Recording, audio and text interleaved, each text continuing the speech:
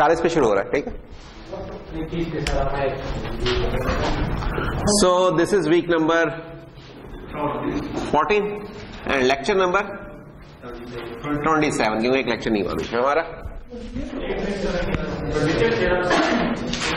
Last week में जो second lecture था वो नहीं हुआ था ना हमारा, फर्स्ट लेक्चर नहीं हुआ था जी। सर सब कुछ आएगा हाँ जी, मिड के बाद हो जाएगा, मिड के बाद ज्यादा पोर्शन जो तो मिड के बाद वाला होगा, 70% इसमें से 30% उससे पहले वाले में। हाँ इनको खोल दो, ये फिर बंद करवा देंगे, ठीक है।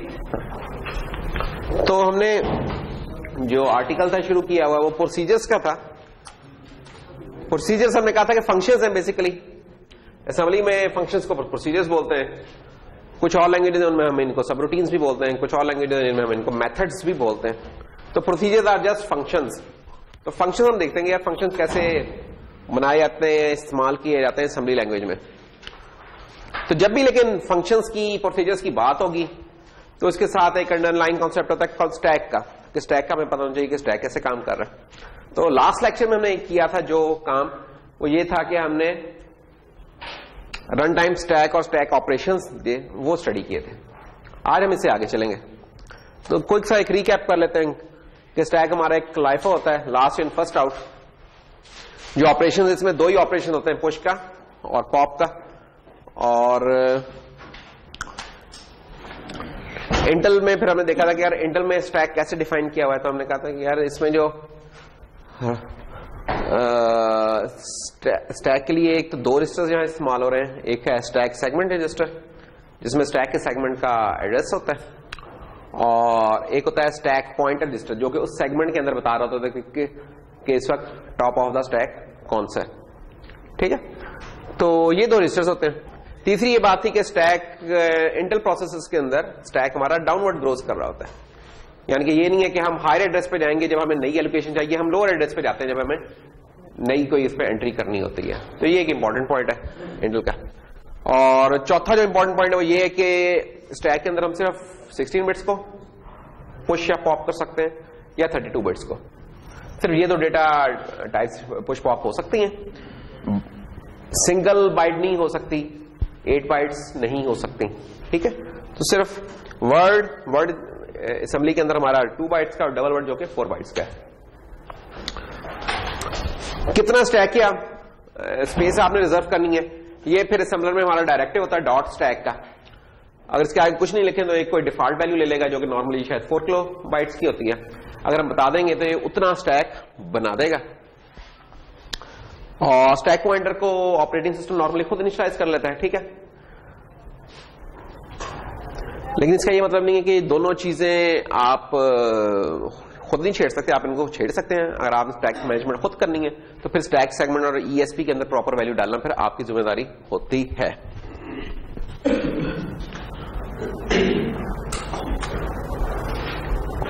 स्टैक का स्ट्रक्चर था, हमने देखा कि वही जो बात की हमने कि डाउनवर्ड्स ग्रो करता है। तो बॉटम ऑफ द स्टैक कौन सा है, क्योंकि डाउनवर्ड ग्रो करता है तो इसलिए जो स्टार्टिंग एड्रेसेस होते हैं स्टैक वो ऊपर होते हैं, टॉप पर होते हैं, और स्टैक नीचे की तरफ ग्रो करता है। और ये टॉप जो हमारा ईएसपी होता है रजिस्टर, उसमें टॉप ऑफ द स्टैक का एड्रेस होता है। तो ये चीजें हमने देख ली थी लास्ट टाइम। फिर हमने इंस्ट्रक्शन देखी थी कि स्टैक को इस्तेमाल करने के लिए इंस्ट्रक्शंस कौन सी हैं। तो पुश की इंस्ट्रक्शन है और पॉप की इंस्ट्रक्शन है। इनकी भी वर्किंग हमने डिटेल में देखी थी। ये एग्जांपल्स भी हमने देखी नहीं यार कैसे हो रहा है पुश और पॉप। और इधर आके हमारा काम हो गया था, जो लास्ट एक्चुअली कंक्लूड हुआ था बेसिकली, वो यहां हमने कंक्लूड किया था कि पुश कैसे हो रहा है, पॉप कैसे हो रहा है। अच्छा, एक आधा यूज हमने लास्ट टाइम ही बता दिया कि यार इसका क्या यूजेज बनता है। यूजेज हमने कहा था कि एक तो ये कि जो टेम्परेरी वेरिएबल्स हैं कुछ उनको आप स्टोर कर सकते हैं स्टैक के अंदर। दूसरा, अगर आपने डेटा अगर 2 वर्ड्स हैं उनको डबल वर्ड बनाना है तो ये एक बड़ा आसान तरीका है उसको बनाने का, बजाय ये कि बिट पैकिंग करें, आप ये वाला काम कर सकते हैं। तो बाकी फिर जो हमारे लोकल वेरिएबल्स जो भी बन रहे होते हैं किसी भी फंक्शन के अंदर, वो हमेशा स्टैक के ऊपर बनते हैं। और जो स्टैक के ऊपर हमारे बने होते हैं चीजें, ये एक बड़ा एक एफिशिएंट वे होता है मेमोरी से डेटा एक्सेस करने का, कि आप बेसिकली आपके पास उस सेगमेंट का पॉइंटर तो होता ही है, ठीक है। तो स्टैक नॉर्मली जिस आप मेमोरी एरिया में काम करें, स्टैक भी उधर ही कहीं बना होता है। तो इसका मतलब क्या होता है कि आपको नियर कॉल्स पड़ रही होती हैं, और अगर जरा और ब्रॉडर पिक्चर में देखें तो वो मेमोरी एरिया मोस्ट प्रोबेबली आपके कैशे में पड़ा हुआ होगा। तो इसलिए जब आपको स्टैक की एक्सेस करते हैं तो ज्यादा एफिशिएंट होती है, यानी कि इसके चांसेस ज्यादा इसके एफिशिएंट होने के as compared to the global variable जो कि डेटा सेक्शन में आपने बनाए होते हैं, ठीक है।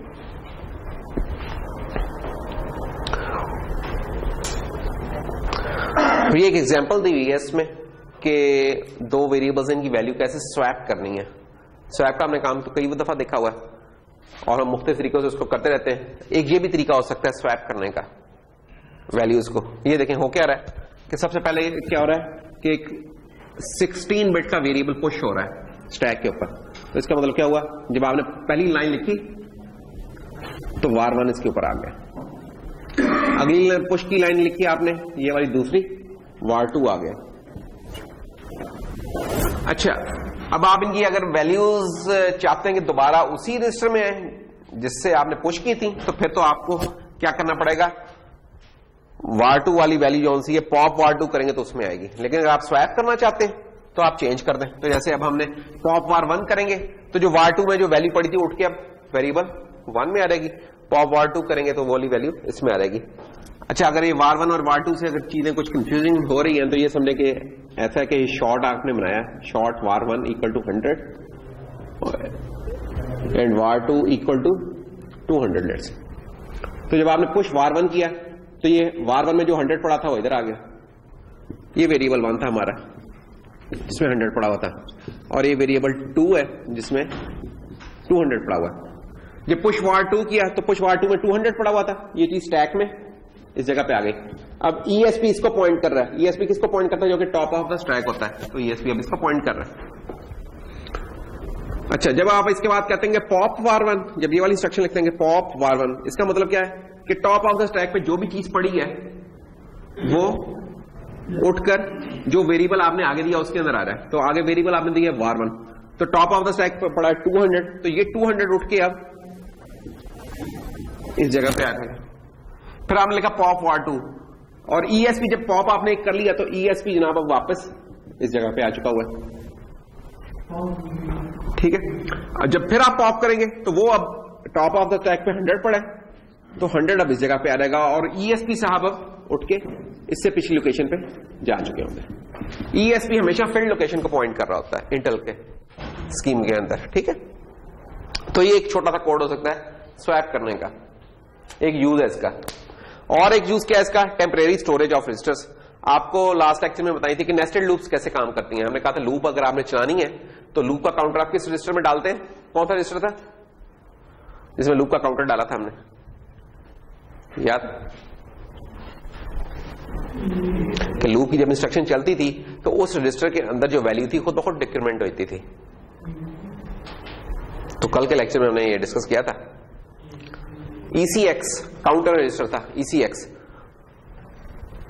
तो ECX के अंदर नॉर्मली आपका काउंटर पड़ा होता है, लेकिन अगर आपने फॉर एग्जांपल अगर नेस्टेड लूप चलानी है, तो क्या होगा कि आउटर लूप का जो काउंटर है वो आप चाहते हैं सेव हो जाए टेम्परेरीली कहीं जगह पे। तो लास्ट लेक्चर में हमने क्या किया था कि उसको मूव करवाया था डेटा सेक्शन के अंदर। उसका ज्यादा अच्छा तरीका क्या हो सकता है कि हम उसको पुश कर दें स्टैक के ऊपर, उस काउंटर को इस्तेमाल करें फिर उस ECX को, जब इस्तेमाल हो जाए उसके बाद दोबारा उस वैल्यू को पॉप कर लें ECX में, तो रेस्टोर कर सकते हैं हम इस तरीके से ना। तो एक बड़ा इजी मैकेनिज्म हो जाता है इसको इस्तेमाल करने का, टेम्परेरी वैल्यूज को स्टोर करने का बड़ा इजी मैकेनिज्म है। स्टैक का हमने बताया था कि सबसे बड़ा फायदा क्या है, ये जब भी हम पुश और पॉप इशू कर रहे हैं ना इंस्ट्रक्शन, हम ये नहीं बता रहे कि किस एड्रेस के ऊपर जाके स्टोर करो। नॉर्मली जब भी आपने डेटा ट्रांसफर करना होता है तो आपको सोर्स का डेस्टिनेशन का एड्रेस पता होना चाहिए। इधर आप देखिए तो इधर कोई इंफॉर्मेशन नहीं है कि कौन से एड्रेस की बात हो रही है। इधर सिर्फ हम बता रहे हैं सोर्स, यार इस सोर्स को कर दो कहीं। कौन कर रहा है, ये स्टैक का मैकेनिज्म खुद कहीं अरेंज कर रहा है। और वो मैकेनिज्म हमने बताया था कि यार एक स्टैक सेगमेंट होता है पूरा, और उस मेमोरी में जो भी आप पुश करते हैं तो वो डिक्रीमेंट करता है, वो वैल्यू स्टोर होती है, फिर डिक्रीमेंट करता है, स्टोर होती है। आपने सिर्फ इस चीज का ख्याल रखना होता है कि जिस ऑर्डर में आप उसे पुश कर रहे हैं उसके रिवर्स ऑर्डर में उससे पॉप करना है। तो पुश EBS ECX, तो पॉप करते हुए अगर आप स्वैप नहीं करना चाहते तो पॉप ECX पहले करेंगे, फिर उसके बाद EBX करेंगे। क्यों? क्योंकि लास्ट इन फर्स्ट आउट है ये वाला, जो सबसे आखिर में गया वो सबसे पहले आता है। तो सबसे आखिर में ये चीज गई थी तो सबसे पहले बाहर ये चीज निकलेगी, अगर उसकी सही वैल्यू आपने रिट्रीव करनी है। ये नेस्टेड लूप वाली वही एग्जांपल है जो अभी मैं बता रहा था कि इसमें आउटर लूप चल रही है 100 टाइम्स, इनर लूप चल रही है 20 टाइम्स। तो आउटर लूप का काउंटर ECX में जो पड़ा हुआ था हमने इसको पुश कर दिया, फिर इनर लूप का काउंटर लोड किया इसके अंदर, इनर लूप चलाई। जब इनर लूप चल गई, उस चलने के बाद हमने ये जो पुश किया था इसको दोबारा पॉप कर लिया और फिर लूप चला दी, लूप की इंस्ट्रक्शन यहां चला दी। तो एक बड़ा इजी मैकेनिज्म है हमारा नेस्टेड लूप को चलाने का। तो ये कुछ यूजेज थे इसके हमारे स्टैक के। फिर कुछ और इंस्ट्रक्शंस भी मिलती हैं हमें इंटेल असेंबली के अंदर, मसलन पुश AD। पुश AD क्या करता है कि जितने भी हमारे 32 बिट के रजिस्टर्स हैं इनको स्टैक पे पुश कर देता है। आपको मैनुअली एक एक करके नहीं करना पड़ता, यानी कि ये जो हमारे रजिस्टर्स हैं, जितने भी जनरल पर्पस रजिस्टर्स हैं EAX B, ये जितने, इनको ये नहीं कि अलग-अलग करके आप लिखें कि push EAX, push ECX, push ये लिखने की जरूरत नहीं। आप एक ही इंस्ट्रक्शन लिखते हैं push AD, push all double registers, तो तमाम के नाम पुश होते हैं। और उसका उल्टा फिर होता है पॉप AD, या पॉप AD जब आप इशू करते हैं तमाम के तमाम रिस्टोर हो जाते हैं। अच्छा, अगर आप AD का D का पोस्टफिक्स यूज नहीं करते, पुश A करते हैं, तो इसका मतलब क्या होगा, तमाम 16 बिट रजिस्टर्स पुश हो जाएंगे और तमाम 16 बिट इधर रिस्टोर हो जाएंगे। पॉपा, पुशा एंड पॉपा। फिर ये है कि बास का हमें जो फ्लैग रजिस्टर होता है उसको भी बास का सेव करने की जरूरत पेश आती है, तो उसके लिए फिर पुश फ्लैग डबल, कि पूरा जो 32 बिट का फ्लैग रजिस्टर उसको सेव कर लो। अगर उसका 16 बिट वेरिएशन आपने स्टोर करनी है तो पुश F होगा उसका, ठीक है, अगर 16 बिट वेरिएशन करनी है। तो ये थे सारे स्टैक की कहानी। अब हम देखते हैं कि यार प्रोसीजर्स यानी कि फंक्शंस में इसका इस्तेमाल कैसे होता है, जिसके लिए हम ये पढ़ रहे हैं। तो प्रोसीजर या फंक्शन, इसको ज्यादा डिटेल में बताने की जरूरत नहीं, क्योंकि आप लोग प्रोग्रामिंग में भी कई दफा पढ़ चुके होंगे यार इनका क्या काम होता है फंक्शंस का, कि एक पर्टिकुलर एक प्रॉब्लम को सॉल्व कर रहे होते हैं फंक्शंस, कोई पैरामीटर्स इनको जाते हैं और ये कुछ वैल्यू रिटर्न कर रहे होते हैं, ठीक है। तो जहां भी हम देखते हैं कि यार कोई काम हमें बार बार करने की जरूरत पेश आ सकती है, हम उसको किसी फंक्शन में डाल देते हैं। बाकी फिर हम उसका इंटरफेस पे पैरामीटर्स चेंज करते हैं या आर्गुमेंट्स जिसे हम कहते हैं वो चेंज करते हैं, तो फंक्शन में उन पैरामीटर्स के मुताबिक आंसर दे देता होता है। तो ये एक फंक्शन की एग्जांपल है, एक सी का फंक्शन है, बड़ा सादा सा फंक्शन है। क्या कर रहा है भला इज्जत, ये क्या कर रहा है ये फंक्शन, गौर कर सकते हैं।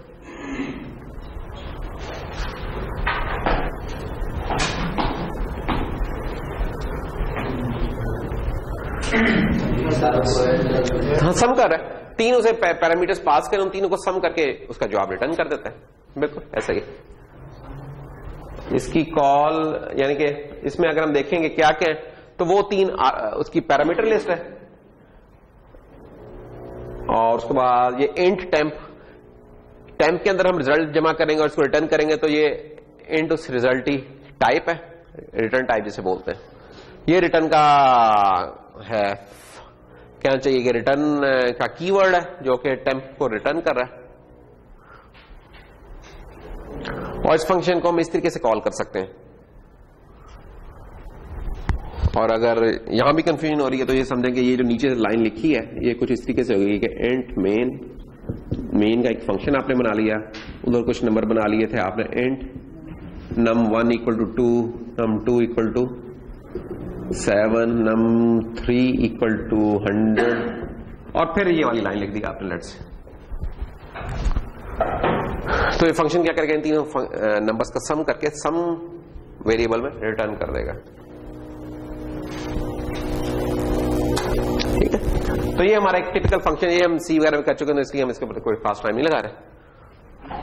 असल हमारा गोल है कि असेंबली में ये कैसे काम करता है। असेंबली में हमने देखा था कि यार जब कोई फंक्शन बनाना होता है तो हम क्या करते हैं कि उसका नाम लिखते हैं, नाम लिखने के बाद एक कीवर्ड होता है प्रॉक या प्रोसीजर, ये हम लिख देते हैं। तो सी के अंदर तो हमारी स्टार्ट ब्रैकेट और एंड ब्रैकेट होती थी, समझो यहां स्टार्ट ब्रैकेट ये प्रॉक का लफ्ज है और एंड ब्रैकेट एनपी का लफ्ज है, लेकिन दोनों जगहों पे हमने जो फंक्शन का नाम है वो सेम लिखना है इधर। जैसे अगर सम ऑफ फंक्शन तो सम ऑफ यहां भी लिखेंगे, सम ऑफ यहां भी लिखेंगे। प्रॉक से वो शुरू होता है, एनपी से वो खत्म हो जाता है। नाम सेम होना चाहिए, इसमें गलती नहीं होनी चाहिए, नहीं तो फिर वो चीज चलेगी नहीं। तो सम ऑफ वाला वो जो फंक्शन था उसकी ये असेंबली इस तरीके से हो सकती है। देखिए क्या कर रहा है, 3 वेरिएबल्स थे ना पास होते उसमें, इसमें वो 3 वेरिएबल्स कैसे पास हुए, वो 3 वेरिएबल्स 3 रजिस्टर्स में पास कर दिए हुए। कौन कौन से रजिस्टर्स हैं वो, EAX, EBS, ECX, इन 3 में इसको पास कर दिया। वैल्यू किस में रिटर्न कर रहे हैं, नॉर्मल जो भी वैल्यू हम रिटर्न करते हैं 32 बिट तक की वैल्यू EAX में रिटर्न होती है, 32 बिट तक की वैल्यू। तो ये देखिए सम ऑफ प्रॉक से डेफिनेशन स्टार्ट हो गई, एंड पी से डेफिनेशन खत्म हो गई। अंदर हम क्या कर रहे हैं, अंदर हमने ये किया कि वो 3 वेरिएबल्स AX, BX, CX में पड़े हुए थे, तो हमने पहले ये छूटते किया कि ऐड EAX, EBX। तो इसका मतलब क्या हुआ कि EAX equal to first parameter जो कि EAX में पड़ा है, सेकंड नंबर जो इसमें पड़ा है ऐड करके EX में आ गया। फिर तीसरा नंबर ऐड करना है तो इसी EAX में तीसरा नंबर ऐड कर लिया, ECX वाला। अब EAX में रिजल्ट पड़ा है। अच्छा, असेंबली में रिटर्न के आगे हम ये नहीं लिख रहे होते कि EAX को रिटर्न कर दो, ऐसा कुछ नहीं होता। यहां चुप करके बस रिटर्न करना होता है। वो प्रोग्रामर को पता होता है कि उसका रिजल्ट कहां पड़ा हुआ है, प्रोग्रामर को पता होता है। ठीक है, सी में तो होता था ना कि रिटर्न सी कर दिया, रिटर्न XY कर दिया, कुछ भी कर दिया, कोई भी नाम लिख दिया, ऐसा नहीं। इधर हम कुछ नहीं लिखते, इधर सिंपल जस्ट रिटर्न लिखना होगा। तो रिटर्न करेंगे, वापस चले जाएंगे।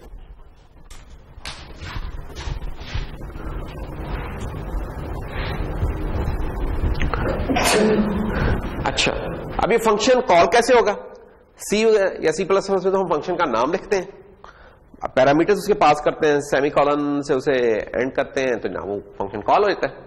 यहां असेंबली में जब फंक्शन कॉल करना होगा तो हमें कॉल की एक इंस्ट्रक्शन होती है, वो इश्यू करनी पड़ती है। तो कॉल लिखेंगे और कॉल के आगे उस फंक्शन का नाम लिखेंगे। तो फॉर एग्जाम्पल हमने सम ऑफ को कॉल करना है तो हम लिखेंगे कॉल सम ऑफ, ये लिखेंगे तो फंक्शन कॉल हो जाएगा। अब कॉल जो सी होती हैं ये 2 किस्म की होती हैं, एक होती है नियर कॉल, एक होती है फॉर कॉल। और ये चीज हमने कहां पढ़ी थी, जब हम मेमोरी मॉडल्स की बात कर रहे थे, इंटेल के मेमोरी मॉडल्स में, जब हम वहां फ्लैट मेमोरी मॉडल वगैरह पढ़ रहे थे ना, तब हमने देखा था कि वहां हमने आपको पढ़ाया था कि यार एक नियर कॉल होती है, फॉर कॉल होती है। नियर कॉल में क्या होता है कि आपका सेगमेंट चेंज नहीं होता, फॉर कॉल में ये क्या होता है कि आपका जो सेगमेंट है वो चेंज हो जाता है। ठीक है, वो भी मेंशन फिर आपको करना पड़ता है।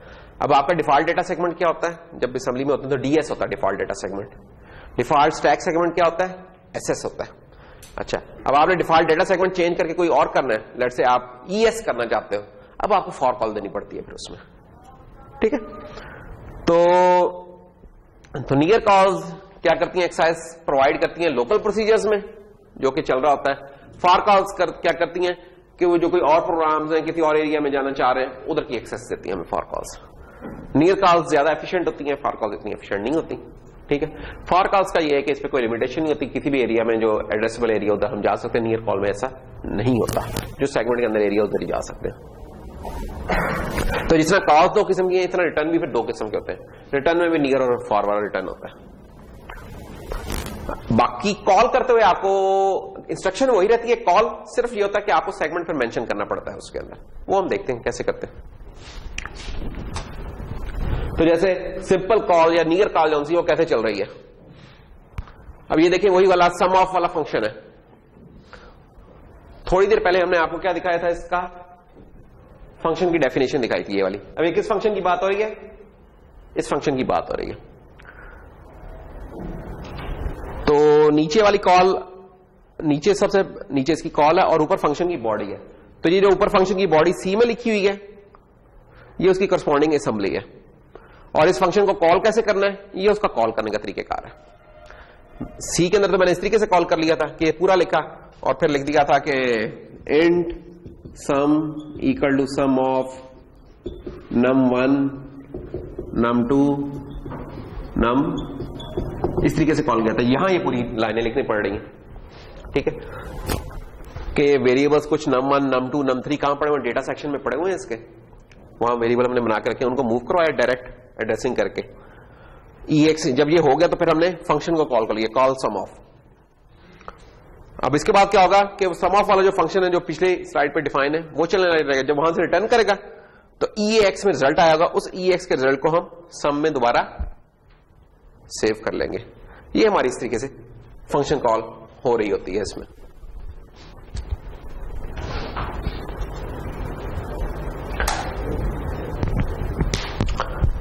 अच्छा, अब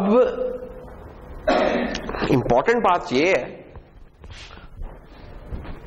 कि जो सोचने की जरूरत है वो ये कि फंक्शन को कैसे पता कि मैंने रिटर्न करके किस जगह के ऊपर जाना है।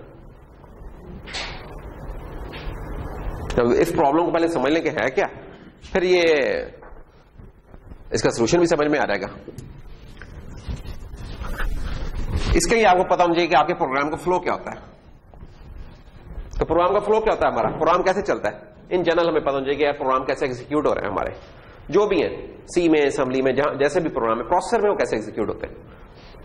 तो हमें पता कि जो भी हमारा प्रोग्राम होता है वो लिस्ट ऑफ इंस्ट्रक्शंस होती है, वो असेंबली की हो सकती है या सी में हो सकती है, कुछ हो सकता है।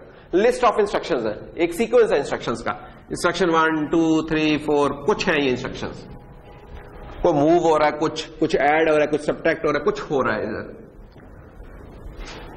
इन इंस्ट्रक्शंस का वेरिएबल साइज है, तो इनका लेट्स से अगर ये 100 एड्रेस पे पड़ी है तो ये हो सकता है ये 102 पे पड़ी हो, ये शायद 105 पे पड़ी हो, ये शायद 1110 पे पड़ी हो, 0x 0x 0x 0x, ये शायद 116 पे पड़ी हो, वी डोंट नो।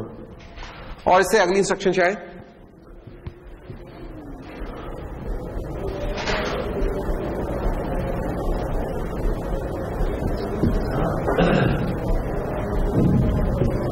अब ये मैं चले इंस्ट्रक्शंस भी लिख देता हूं। ये क्या है बेसिकली, ये कोड या प्रोग्राम मेमोरी में के एड्रेसेस हैं पड़े हुए, और ये किस चीज के एड्रेसेस हैं, ये बेसिकली आपकी इंस्ट्रक्शंस के एड्रेसेस हैं। वो इंस्ट्रक्शंस कौन सी हैं, फॉर एग्जांपल वो शायद ये वाली इंस्ट्रक्शन है जो ये वाली लिखी हुई है कि मूव EBX num1 मूव, ये आप इस तरीके से कॉपी करते रहे, समझे। अगला मूव लिख दिया, फिर हमने, फिर उसे अगला मूव आ गया, फिर कॉल आ गया कि कॉल सम ऑफ, और फिर दोबारा मूव आ गया कि मूव सम EAX। अब ये कुछ सीक्वेंस में चीजें पड़ी हुई हैं इधर। होता क्या है, जब आपका कंप्यूटर स्टार्ट होता है, प्रोसेसर स्टार्ट होता है, तो उसका कोई स्टार्टिंग एड्रेस होता है कि जहां से उसे पता होता है कि यार यहां से मैंने एग्जीक्यूट होना शुरू करना है, ठीक है, बूट एड्रेस कह लें उसका।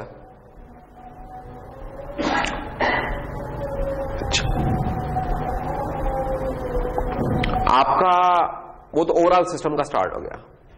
जब आप अपना प्रोग्राम चलाते हैं तो आपके प्रोग्राम कैसे चलता है, जो आपका मेन का एड्रेस होता है वहां से चलना शुरू होता है, जो मेन का फंक्शन होता है वहां से एग्जीक्यूशन स्टार्ट करता है, और मेन के अंदर से जो चीजें कॉल होती है उनको कॉल करता है। तो इस वक्त आपका मेन समझे ये इस एड्रेस पे पड़ा हुआ है 100 के ऊपर, ठीक है। तो क्या होगा, हमें पता है कि एक इंस्ट्रक्शन पॉइंटर होता है इसके अंदर, जिसे हम प्रोग्राम काउंटर भी कह सकते हैं। प्रोग्राम काउंटर में क्या होता है, जब कुछ भी नहीं चला तो उसके पास अपनी जो नेक्स्ट इंस्ट्रक्शन एग्जीक्यूट होनी है उसका एड्रेस पड़ा हुआ है। तो ये जो रजिस्टर है प्रोग्राम काउंटर का, इसमें क्या पड़ा हुआ है 0x100। जब ये इंस्ट्रक्शन चल जाएगी, फैच हो जाएगी, तब इसके अंदर क्या आ जाएगा, अगला एड्रेस आ जाएगा जो कि कितने 102। फिर जब ये इंस्ट्रक्शन चल जाएगी फिर इसके अंदर आ जाएगा 105। इसका तरीकेकार क्या होता है प्रोग्राम काउंटर का, कि अगली फिर उससे अगली फिर उससे अगली, एक सीक्वेंस के अंदर नई इंस्ट्रक्शंस प्रोग्राम काउंटर में आती रहती हैं। ये सीक्वेंस कब ब्रेक होती है, ये सीक्वेंस उस वक्त ब्रेक होती है जब आप कोई ऐसी इंस्ट्रक्शन दें जिससे प्रोग्राम का फ्लो टूटे। वो इंस्ट्रक्शंस कौन सी हो सकती हैं जिससे प्रोग्राम का फ्लो टूटता है, जंप की इंस्ट्रक्शन हो सकती है, या जंप करके किसी लेवल पे चले जाओ, और लूप की इंस्ट्रक्शन हो सकती है, उससे प्रोग्राम का फ्लो टूटता है। कॉल की इंस्ट्रक्शन हो सकती है, जैसे प्रोग्राम का फ्लो टूटेगा। कैसे टूटेगा? जब ये इंस्ट्रक्शन एग्जीक्यूट होती है तो प्रोग्राम काउंटर फिर उसे अगली ये वाली इंस्ट्रक्शन नहीं चलाता, फिर प्रोग्राम काउंटर ये जो फंक्शन होता है इसके पहले एड्रेस पे चला जाता है। इस तरीके से इसका फ्लो टूटता है, ठीक है। फिर वो फंक्शन चलता है और जब फंक्शन खत्म होता है, जब उधर से रिटर्न करता है तो प्रोग्राम काउंटर में ये वाली इंस्ट्रक्शन का एड्रेस लोड होता है ताकि फिर ये चल सके। सवाल हमारा ये था, जिसके लिए पूरी हमने कहानी सुनाई, सवाल ये था कि फंक्शन को या प्रोसीजर को कैसे पता चलता है कि किस जगह के पोर्शन रिटर्न करना है, ठीक है। जो रिटर्न, इसको हम बोलते होते हैं रिटर्न एड्रेस, के रिटर्न एड्रेस क्या है। तो इसे पता चलता है इस तरीके से कि वो कॉल के लिए जो जंप लगाने लगता है ना, उस वक्त जो प्रोग्राम काउंटर की वैल्यू होती है उसको उठा के ये स्टैक पे सेव कर देता है, ये काम होता है। और जब वापस आने लगता है तो स्टैक से वो वैल्यू उठा के इसे प्रोग्राम काउंटर में लोड कर लेता है और इस तरीके से वो वापस पेरेंट फंक्शन में आ जाता है। तो ये वाला काम हो रहा होता है इसके अंदर। तो इसको जरा हम चला के भी देख लेते हैं कि कैसे होता है। ये देखें, अब ये वही वाला प्रोग्राम है हमारा, ये उस प्रोग्राम का मेन फंक्शन है जिस तरीके से हमने यहां कुछ बनाने की कोशिश की थी। ये वो एड्रेसेस हैं 004010202522B3136, ये एड्रेसेस हैं। ये मशीन कोड है, ये पूरा मशीन कोड है। किसका? ये मशीन कोड इस इंस्ट्रक्शन का है, ये मशीन कोड इस इंस्ट्रक्शन का है, ये इसका, ये इसका, इसका। क्या हुआ? EX लोड हुआ, BX ये हुआ, कॉल हुआ, ठीक है। तो देखें, एज्यूम करें कि इस वक्त हम कॉल वाली इंस्ट्रक्शन के ऊपर है, तो काम कैसे हो रहा है आगे। कॉल से पहले क्या है? ESP को नोट कर लेंगे। कॉल से पहले क्या है? ESP की वैल्यू। कॉल से पहले ESP की वैल्यू क्या है? ESP क्या है? Stack pointer. स्टैक पॉइंटर में क्या होता है? टॉप ऑफ द स्टैक होता है। तो ESP में से वैल्यू पड़ी है 12FFC4, ठीक है ना। ये वैल्यू पड़ी हुई है हमारी ESP में। अच्छा, अभी ये कॉल नहीं हुई, अभी हम इस लाइन के ऊपर, अभी ये इंस्ट्रक्शन एग्जीक्यूट होनी है। ये इंस्ट्रक्शन एग्जीक्यूट हुई, जैसे ही इंस्ट्रक्शन एग्जीक्यूट होगी तो क्या होगा? स्टैक पॉइंटर कौन सा है? ये 4 का डिक्रीमेंट करेगा और डिक्रीमेंट करके क्या होगा इसमें? ये देखें, ये स्टैक पॉइंटर पहले इस जगह के ऊपर पॉइंट कर रहा था और हमें पता है किसी को पॉइंट करता है, जो फील्ड लोकेशन होती है इसको पॉइंट करता है। जब कॉल चलेगी तो क्या होगा? स्टैक पॉइंटर ने 4 का डिक्रीमेंट किया और डिक्रीमेंट करके इसने एक वैल्यू स्टोर कर देनी है। कौन सी वैल्यू स्टोर कर देनी है? जो कॉल से अगली इंस्ट्रक्शन थी उसका एड्रेस कौन सा है उसको उठा के ये स्टोर कर देगा और ये खुद ब खुद काम हो रहा है। कॉल की इंस्ट्रक्शन खुद ब खुद कर रही है काम। और क्या चीज स्टोर हुई है? ये बेसिकली रिटर्न एड्रेस है। ये वो जगह है जहां से हम, ये ऐसे ही है कि यार आप सीधी एक रोड पे जा रहे थे, जाते रहे आपको आया यार एक इस जगह से जाके कुछ काम करना है, आपने गए काम किया, वापस आगे फिर आप इसी जगह पे आए और फिर चलने लगे। तो सब रूटीन कॉल भी ऐसे ही होती है कि आप एक फ्लो में जा रहे हैं, अचानक आपको ख्याल हो यार मैं तो इस जगह जाना है, उधर से गए फिर उधर से जाके वापस रिज्यूम कर लेते हैं आप। तो यही है कि तो समझे कि ये जो सी चीज है ना, ये वो चीज है जो कि आपका रिटर्न एड्रेस है, उस रिटर्न एड्रेस को इसने सेव कर लिया। आप लोग तो मेंटली वैसे ही याद रखते हैं, लेकिन कंप्यूटर के पास याद रखने का क्या तरीका है? रजिस्टर्स मेमोरी होती है इसको सेव करने के लिए। तो वो क्या करता है, वो जो एड्रेस होता है उसको सेव कर लेता है और कॉल की इंस्ट्रक्शन सेव करवा देती है उसको। अच्छा, फिर क्या होगा जनाब? और दूसरा काम क्या होगा कि कॉल साहब क्या करेंगे कि ये जो सम ऑफ वाला फंक्शन है ना, ये वाला, इसकी ये जो पहली इंस्ट्रक्शन है उसका एड्रेस उठा के प्रोग्राम काउंटर में डाल देगा या EIP जो सा है उसके अंदर डाल देगा, ठीक है। तो ये EIP में देखिए, EIP में क्या आ गई वैल्यू? ये जो नया एड्रेस था वो आ गया, ठीक है। अच्छा, उसके बाद फिर क्या हो रहा है? अब जब अगली इंस्ट्रक्शन चलेगी तो ये वाली चीजें चलेंगी। कौन सी? ये ऐड वाली। जब ये चल जाएंगी ऐड वाली इंस्ट्रक्शन, तो काम हमने कर लिया, जो ऐड शैड करना था कर लिया। अब हम कहते हैं यार वापस चलते हैं, यानी कि यहां जो काम करना था कर लिया, चले नहीं वापस चले, रिटर्न किया। अब जब हम रिटर्न करेंगे तो क्या होगा? रिटर्न करके हमने किस जगह पे जाना है? जहां से हम आए थे। उस जगह का एड्रेस किसके पास पड़ा हुआ है? वो ये पड़ा हुआ है, इस जगह के ऊपर पड़ा हुआ है। तो रिटर्न साहब जब चलेंगे तो ये वाली वैल्यू उठ के जाएगी इंस्ट्रक्शन पॉइंटर में, और ये वाला एरिया जो सा है ना स्टैक का खाली हो जाएगा, क्योंकि ये इस्तेमाल कर लिया, वापस पॉप हो गया ये वाली चीज। तो ये पॉप हो गया ना, ये वाली चीज चली जाएगी इंस्ट्रक्शन पॉइंटर में, और इंस्ट्रक्शन पॉइंटर में अब ये वाला एड्रेस आ चुका हुआ है, तो ये वाली इंस्ट्रक्शन अब चलने लग जाएगी। तो ये तरीकेकार होता है, ये बड़ा इंपॉर्टेंट तरीकेकार है यानी कि अगर आपको हमें ये पता तो हमें पता चलता है कि यार चीजें प्रोसेसर लेवल पे कैसे काम कर रही हैं, जो कि बड़ा इंपॉर्टेंट कॉन्सेप्ट है। तो ये था रिटर्न एड्रेस का कॉन्सेप्ट ना, कि रिटर्न एड्रेस कैसे सेव होता है, किसके ऊपर सेव हुआ, वो स्टैक के ऊपर सेव हुआ, किसकी मदद से, स्टैक पॉइंटर की मदद से। ठीक है, तो जो हमने पीछे स्टैक पढ़ा था उसका कॉल्स के अंदर हमने देख लिया इस्तेमाल कैसे होता है। यहां तक कोई क्वेश्चन हो तो बताइए।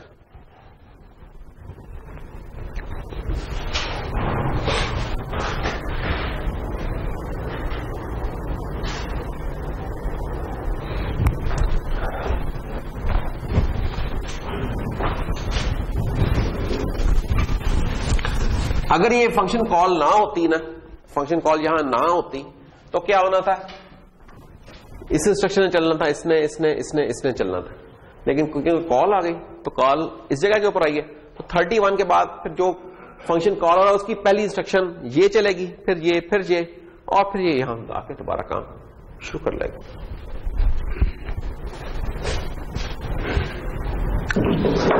अब इसमें एक चीज होती है कि यार स्टैक को मैसअप नहीं करना। मैसअप से क्या मुराद है, मैसअप से मुराद ये है कि आपको पता है कि जो मेरा फंक्शन के अंदर जब हम फंक्शन के अंदर गए तो हमें पता है यार मेरा जो स्टैक पॉइंटर है वो इस वक्त पॉइंट कर रहा है किसको, रिटर्न एड्रेस को कर रहा है। मैं क्या करता हूं, मैं इस फंक्शन के अंदर आगे कोई चीज पुश कर देता हूं, लेट से पुश करूंगा तो क्या होगा, स्टैक पॉइंटर नीचे आएगा और एक नई जगह को पॉइंट करने लग जाएगा। जाते हुए मैं उसको पॉप नहीं करता, तो रिटर्न के फंक्शन क्या समझेगा, रिटर्न का फंक्शन समझेगा यार कि कौन सा स्टैक पॉइंटर जिस जगह को पॉइंट कर रहा है ये वो रिटर्न एड्रेस पड़ा है, वहां तो कुछ चीज ही और पड़ी होगी, जैसे वो चीज चलेगी आपका प्रोग्राम क्रैश हो जाएगा। तो आपने ये इंश्योर करना है कि रिटर्न जब करने लगे हैं आप, उस वक्त आपका जो स्टैक पॉइंटर है वैलिड लोकेशन को कर रहा हो। उसका तरीका क्या है, वो बहुत सिंपल है, जितने आपने फंक्शन के अंदर आते हुए पुश किए उतने जाते हुए पॉप कर लें आप, सबसे आसान तरीका। फंक्शन कॉलिंग में एक चीज याद रखें कि आपने जिस हालत में चीज आपको मिली है उसी हालत में आपने छोड़नी है। होता है ना कुछ जगह पर रेंट का एग्रीमेंट क्या होता है कि यार मकान आपको मिला व्हाइट वॉश के साथ मिल रहा है, जब आपने वो मकान छोड़ना है, कमरा छोड़ना है, आपने व्हाइट वॉश करा के देनी है। ऐसे भी होते हैं ना रेंट के एग्रीमेंट। कुछ और होते हैं रेंट के एग्रीमेंट कि यार अच्छा आपको तो उसके साथ मिल गया, जाते हुए क्या है कि आपने उसे मालिक मकान को कहा यार मेरे पैसे बता दो, मैं पैसे कर लेता हूं, करवाते रहना। तो दो किस्म के हो सकते हैं। इसमें पहला स्कीम चलती है कि जिस हालत में आपको चीज मिल रही है आपने उसी हालत में छोड़नी है, फिर आप स्टैक का से इस्तेमाल कर रहे हैं, नहीं तो गड़बड़ हो सकती है उसके अंदर। सो इसलिए कहते हैं don't mess up with the stack. तो यहां ये देखें स्टैक के साथ मैसअप हुआ है कि कॉल हुआ, मैस्ड अप फंक्शन है, कॉल हुआ, ये मैस्ड अप फंक्शन है, रिटर्न एड्रेस आया, रिटर्न एड्रेस आने के बाद क्या हुआ, हमने पुश EX कर लिया, पुश EX किया तो EX में जो भी वैल्यू पड़ी थी इधर आ गई। अब हमें सूलन तो चाहिए था कि पॉप करवा के फिर रिटर्न कॉल करते। अब हम उसके बगैर जब रिटर्न कॉल करेंगे तो रिटर्न साहब ये समझेंगे कि यार ये जो EX वैल्यू पड़ी है ना ये रिटर्न एड्रेस पड़ा है, अब ये तो पता नहीं क्या चीज पड़ी है, पता नहीं मेमोरी में काम पॉइंट कर रहा है, ये प्रोग्राम क्रैश कर देगा इसके साथ ही आपका, ठीक है ना। तो ये एक इशू हो सकता है, इसलिए कहते हैं don't mess up with the stack. इसे पता नहीं चला कि यार मैंने रिटर्न कहां करना है।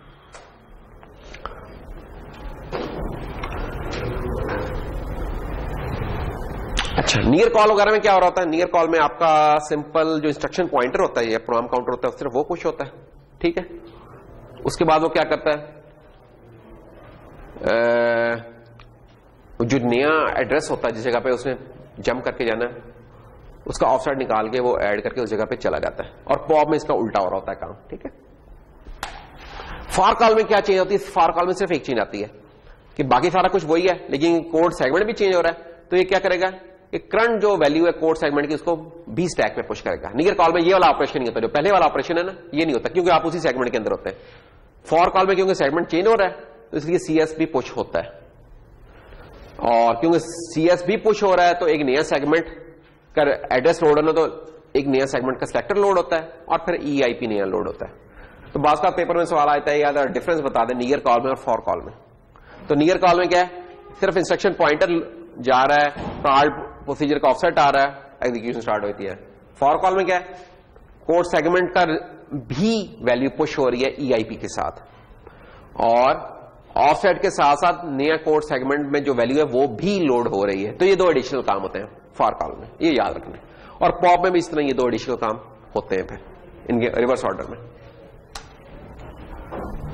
ये उसकी पिक्टोरियल रिप्रेजेंटेशन है कि नियर कॉल में क्या हुआ, पहला पैरामीटर, दूसरा, तीसरा कॉल हुआ EIP। लेकिन इधर क्या हुआ, पहला पैरामीटर, दूसरा, तीसरा, पहले कोड सेगमेंट की वैल्यू लोड हुई रहेगी पुश करवाने का, फिर नया EIP हुआ और रिटर्न करते उल्टा काम हुआ। इधर सिर्फ EIP था, उधर आप देख सकते हैं कि कोड सेगमेंट भी जो से उनको भी हमें सेव करना पड़ रहा है। तो ये फर्क होता है नियर और फॉर कॉल में कि आपका सेगमेंट भी चेंज हो रहा है तो उसको भी सेव करना और रिस्टोर करना होगा। नेस्टेड प्रोसीजर कॉल्स ये तो इस तरह चलेंगे, इसमें कोई ऐसा नहीं है। तो हमने क्या किया जनाब, हमने रन टाइम स्टैक और स्टैक ऑपरेशन तो कर लिए थे। अब हमने देख लिया कि प्रोसीजर्स को हम कैसे डिफाइन कर सकते हैं, कैसे यूज कर सकते हैं इन जनरल। अभी हमने देखा, बिल्कुल स्टार्ट किया अभी इसको। अभी हमने इस चीज पे जोर नहीं दिया था कि पैरामीटर्स कैसे पास होते हैं। अब कुछ किए थे पैरामीटर रजिस्टर में पास किए थे, लेकिन अब हम देखते हैं कि इनके और क्या मैकेनिज्म होते हैं। तो पैरामीटर्स पास करने के असेंबली में दो तरीके हो सकते हैं, एक तो रजिस्टर्स के थ्रू पास कर दिए थे, दूसरा मेमोरी में। हमने अभी जो पढ़ा था वो रजिस्टर वाला तरीका पढ़ा था। मेमोरी में क्या होता है कि स्टैक के ऊपर वो से पास करते हैं। और वैसे अगर हाई लेवल लैंग्वेज में जैसे हम देखते हैं तो वहां क्या होता है, पैरामीटर पासिंग के तरीके कार, उसमें हमें रजिस्टर्स वगैरह की कोई फिक्र नहीं होती थी, स्टैक की भी फिक्र नहीं होती, बस हो जाते होते थे पास। लेकिन क्या पास होते थे, पास बाय वैल्यू होता था या पास बाय रेफरेंस होता था, ये दो चीजें होती थी, है ना। एक पास बाय पॉइंटर भी होती थी, लेकिन पास बाय पॉइंटर और पास बाय वैल्यू सेम ही चीज होती है। एक में सिर्फ डेटा वैल्यू होती है, एक में पॉइंटर वैल्यू होती है। तो खैर हम इस सेंस में नहीं देख रहे चीजों को, हम इस सेंस में देखेंगे असेंबली में कि स्टोरेज एरियाज कौन से यूज हो रहे हैं, रजिस्टर के स्टैक। रजिस्टर वाली चीज हमने करी ली हुई है तकरीबन, कि रजिस्टर में जिस हिसाब से हम बाहर से पैरामीटर फेंकते हैं, जो कॉली फंक्शन होता है अंदर हम उसी हिसाब से बताते हैं। हमें पता होता है कि किस रजिस्टर में क्या चीज पड़ी हुई है, हमें पता होता है। अगर हमें नहीं पता तो फिर हम नहीं लिख सकते, ठीक है। तो इसका मतलब क्या हुआ कि जिसने कॉल किया उसे बताना होगा कि यार किस रजिस्टर में क्या चीज पड़ी हुई है। अब जैसे ये फंक्शन जो हो रहा है इसमें इन्होंने लिख दिया है, ये फंक्शन क्या कर रहा है, बेसिकली एक अरे का सम कर रहा है। उसने कहा कि यार ESI के अंदर उस अरे का पॉइंटर पड़ा होगा, स्टार्टिंग पॉइंटर जो एड्रेस होता है, और ECX में पड़ा होगा कि उस अरे में एलिमेंट्स कितने हैं, उनका नंबर पड़ा होगा। और दूसरा फरमाइश इसकी है कि यार जो भी सम निकले उसको आप EAX के अंदर डाल दीजिएगा, तो जिसने कॉल किया था ना पेरेंट फंक्शन, वो उधर से पढ़ लेगा उसको। तो ये वो फंक्शन है जो कि सम करेगा। बड़ा सादा सा फंक्शन है, लूप चल रही है इसके अंदर, लूप का काउंटर ECX में पड़ा हुआ है। वो देख रहे हैं हमें ECX यहां कहीं नहीं नजर आ रहा, लेकिन इस्तेमाल हो रहा है। क्यों, हर लूप की कॉल के ऊपर ये ECX डिक्रीमेंट होगा। जैसे ECX 0 होगा, लूप से निकल के इस जगह के ऊपर आ जाएगा, ठीक। अब ये सारे जितने भी आर्गुमेंट्स हैं इसमें रजिस्टर्स के थ्रू पास हुए हैं।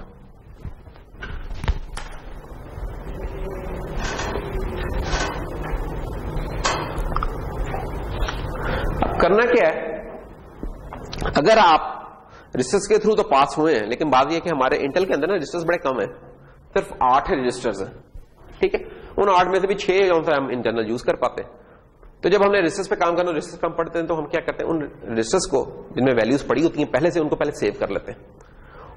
तो हम क्या करते हैं, ये जो रजिस्टर्स पहले पड़े होते हैं ना, हम सारे यूज करने हैं तो हम पुश AD की अभी इंस्ट्रक्शन पड़ी थी ना कि जो तमाम रजिस्टर्स को सेव करना था, तो पुश A या पुश AD की कॉल कर देंगे, तो तमाम रजिस्टर्स को उठा के स्टैक पर फेंक देगा। और जब निकलने लगेंगे फंक्शन से तो पॉप AD की कॉल कर लेंगे। ये ऐसा ही है कि इस कमरे में आए और हमने कहा यार इस कमरे की तस्वीर खींच लो, और तस्वीर खींच के हमने रख ली। अब हम इस कमरे के अंदर गंद डालना शुरू कर दिया, जो भी करना था। जब कमरे से जाने लगे तो हमने कहा यार इस कमरे की हालत वैसी कर दी जाए जो तस्वीर खींची थी, एग्जैक्टली फिर वैसे ही कर लेंगे और कमरे से चले जाएंगे। अब जो कोई बाहर से बंदा आएगा उसे पता नहीं चलेगा कि यहां कोई लोग कुछ करके गए। अब ये क्लास हुई है, इस क्लास को हम कमरे का बंद करके चले गए, सुबह आके खोला है। अगर इसी हालत में मिलती है तो आप कहेंगे यार कुछ भी नहीं था, लेकिन हो सकता है कि कुछ और लोग आए बाद में, जैसे आप लोग निकले 8 बजे एकदम सायरन बजा खतरनाक सा, कुछ लोग जमा होने से लग गए, ठीक है, और उन्होंने ये प्लान किया कि यार जो कल या परसों डिनर हो रहा है उसके अंदर कौन सा आइटम पेश करना है, ठीक है। तो वो, लेकिन उन्होंने क्या किया कि उन्होंने बेंच बूंच हर चीज हिला दी, सही परफॉर्मेंस दे रहे हैं नजीर भाई, बाकी लोग, सब लोग, लेकिन जब हो गई है तो जाते उन्होंने कहा वो यार पता ना चले कल किसी को यहां कुछ हुआ था, तो जाते एग्जैक्टली वही काम है। तो आपने जब भी कभी कोई फंक्शन कॉल हो असेंबली के अंदर कहीं भी, आपने इस चीज का ख्याल रखा कि जिस हालत में आई चीज मिली थी ना उसी हालत में छोड़ दें। जिंदगी में इनफैक्ट बहुत सारे मसले बड़े सीधे रहते हैं, अगर आप जिस हालत में आपको जो चीज मिली अगर आप उसे उसी हालत में छोड़ दें, ठीक है, तो बहुत सारे काम आसान रहते हैं। जैसे मोटरसाइकिल दी मुस्तजाब ने उसामा को, जिसमें 2 लीटर पेट्रोल था, और उसामा ने वापस की तो फूक मार के वापस लेके आया हुआ था। अगली दफा मुस्तजाब नहीं देगा उसे, बड़ा सोच सोच के देगा। तो बेहतर एटिकेट्स का तकाजा यह है कि जो था, जिस फ्यूल गेज जितने लेवल पे था उतना या उससे बेहतर हालत में दे दे, तो उम्मीद है कि अगली दफा मुस्तजाब कहेगा कि यार ये भाई बड़ा अच्छा है। क्यों जी, उसामा ऐसा ही है।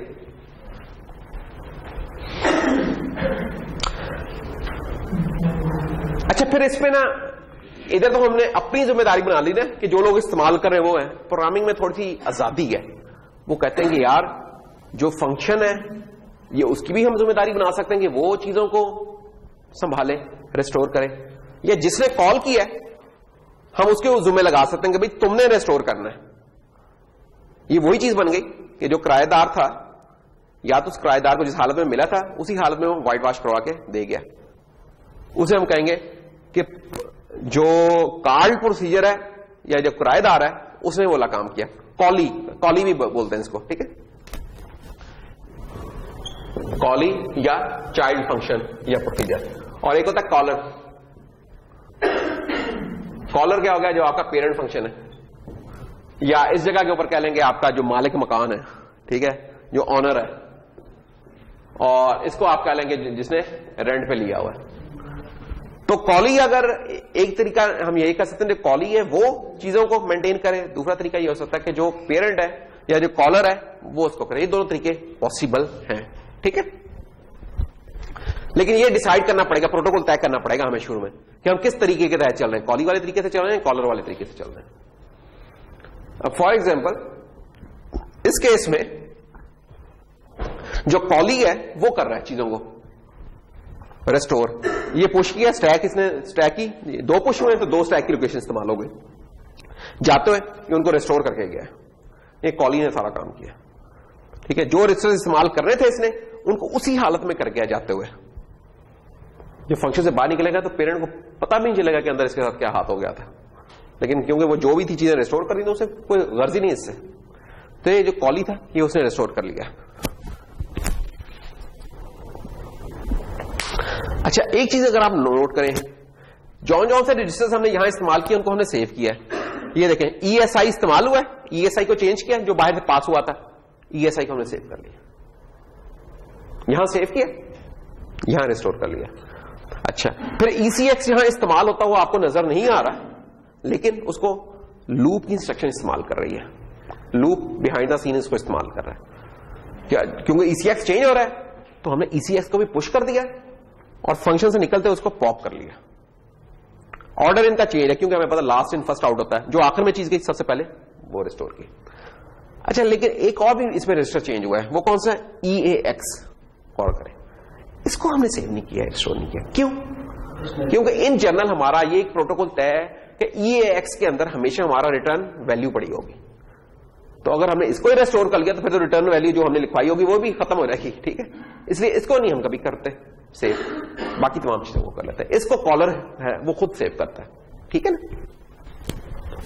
तो that's why there is no need to save EAX। Why? Because your return value is being return in EAX register. अच्छा, अब यहां थोड़ा सा इशू देखिएगा। आप अंदर आए हैं, आपको अंदर आके पहले पुश करवाना पड़ रहा है, फिर पॉप करवाना पड़ रहा है। इंटर वालों के असेंबलर ने क्या किया, उन्होंने कहा कि यार अच्छा चलो एक इसका आसान तरीका दे देते हैं आपको। वो आसान तरीका क्या, उन्होंने एक यूजेस का ऑपरेटर दे दिया। ये यूजेस का ऑपरेटर क्या कहता है, ये कहता है यार जब किसी फंक्शन की डेफिनेशन हो ना, जहां ये फंक्शन डिफाइन हो रहा है इसमें यूजेस लिख के उसके आगे लिख दो, जौन जौन से रजिस्टर्स यूज हो रहे हैं वो लिख दो इसके आगे।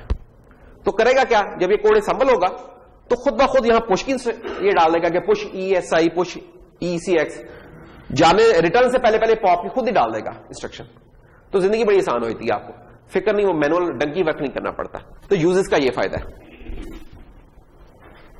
तो ये क्या करता है, ये इस तरह का कोड जनरेट कर देता है आपको। आप इस तरीके का कोड लिखेंगे ये वाला, और ये खुद से जनरेट कर देगा ये वाली इंस्ट्रक्शंस। ये इसका फायदा है यूजेस का।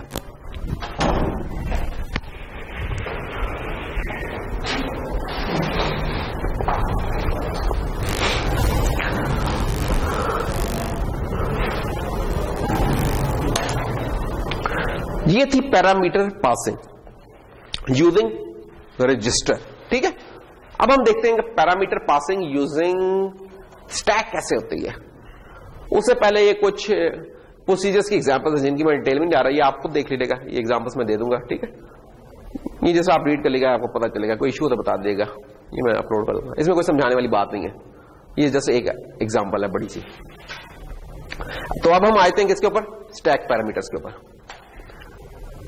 अगेन वही वाली स्लाइड हम रिपीट कर रहे हैं जिसमें हमने बताया था कि पैरामीटर पासिंग दो तरीके से होती है, एक रजिस्टर और दूसरा मेमोरी का। तो रजिस्टर वाला तरीका हमने कर लिया है, स्टैक वाला तरीका हम देखने लगे। लेकिन उससे पहले एक और बड़ी इंपॉर्टेंट चीज वो कहलाती है क्या, calling conventions. x86 calling convention. Assembly के जो प्रोग्राम हम लिखते हैं ना, वो दो तरीके से हो सकते हैं, तीन तरीके के हो सकते हैं। क्या, एंटायर प्रोग्राम आपका असेंबली में है, आपका मेन भी असेंबली में लिखा हो, आपका फंक्शन भी असेंबली में लिखे हुए। ठीक है, एक ये तरीकेकार हो सकता है। लेकिन आजकल ये तरीका यूज नहीं होता। लैब में भी आपको करवाया गया होगा ये वाला तरीका। शुरू की जो लैब्स है ना इंटेल असेंबली की, वो ऐसा ही है कि पूरे का पूरा प्रोग्राम आपको असेंबली में लिखवाते हैं। लेकिन ये वाला तरीका ना आजकल के दौर में यूज नहीं होता। पहले यूज होता था, आज से तो 20-25 साल पहले, 30 साल पहले कह लें, या कोई शायद अभी भी किसी बहुत ही किसी खास सिनेरियो में यूज होता है, वैसे यूज नहीं होता। क्या यूज नहीं होता कि एंटायर प्रोग्राम आपका असेंबली में लिखा हो, ये चीज अब यूज नहीं होती। क्यों? क्योंकि हमने देख लिया कि असेंबली में छोटा सा काम करना तो उसके लिए बहुत कोड लिखना पड़ जाता है। कौन सी चीज आजकल भी यूज होती है कि प्रोग्राम आपका हाई लेवल लैंग्वेज में लिखा है, सी या C++ में लेट्स से, और उसके अंदर कुछ फंक्शंस हैं वो असेंबली में लिखे हैं, वो कॉल कर लेते हैं। इसको हम क्या कहते हैं, इसको हम कहते हैं मिक्स करना असेंबली को सी के साथ। और इसकी एक तीसरी शक्ल भी हो सकती है कि उन असेंबली के फंक्शन से हम सी के फंक्शन को कॉल कर लें, ये भी काम हो सकता है। तो ये तीन शक्लें हो सकती हैं। मुझे जो ज्यादा इंटरेस्ट है, मुझे इसमें इंटरेस्ट है ज्यादा दूसरी शक्ल से इसकी, क्या कि आपका पूरा प्रोग्राम सी या C++ में लिखा हुआ है और सिर्फ कुछ फंक्शंस, कुछ प्रोसीजर्स आपने असेंबली में लिख लिए। ये वो चीज है जो कि आजकल भी यूज होती है। कौन करते हैं यूज? गेम डेवलपर्स यूज करते हैं इस काम को। जो आपकी अच्छी गेम्स हैं सारी, उसमें गेम्स जो होते हैं ना, उसमें काफी प्रोसेसिंग रिक्वायरमेंट होती है। तो वो क्या करते हैं, हमारे जो कंपाइलर्स होते हैं ना, कंपाइलर का क्या काम होता है, जो हाई लेवल लैंग्वेज होती है उसको कन्वर्ट करता है असेंबली में, असेंबली से फिर मशीन कोड बनता है, एग्जी बनती है। जो हमारे कंपाइलर होते हैं ना, जो हमारे नए नए प्रोसेसर आ रहे होते हैं ना, कंपाइलर उनके हिसाब से उतना अच्छा कोड जनरेट नहीं कर पाते। ठीक है, समझे कि जो गाड़ी है वो तो 500 की स्पीड पे भी चल सकती है, 500 किलोमीटर पर आवर पे भी, लेकिन कंपाइलर टेक्नोलॉजी ना उतनी तेजी से ग्रो नहीं करती। तो वो हो सकता है कि वो कंपाइलर, वो जो गाड़ी 500 की स्पीड से भी जा सकती है, कंपाइलर शायद उसको 80 की स्पीड के ऊपर चला रहे हो। अब देखें कितना बड़ा फर्क है। तो फिर प्रोसेसर की उस टेक्नोलॉजी का हम कैसे भरपूर फायदा उठा सकते हैं? कैसे उठा सकते हैं?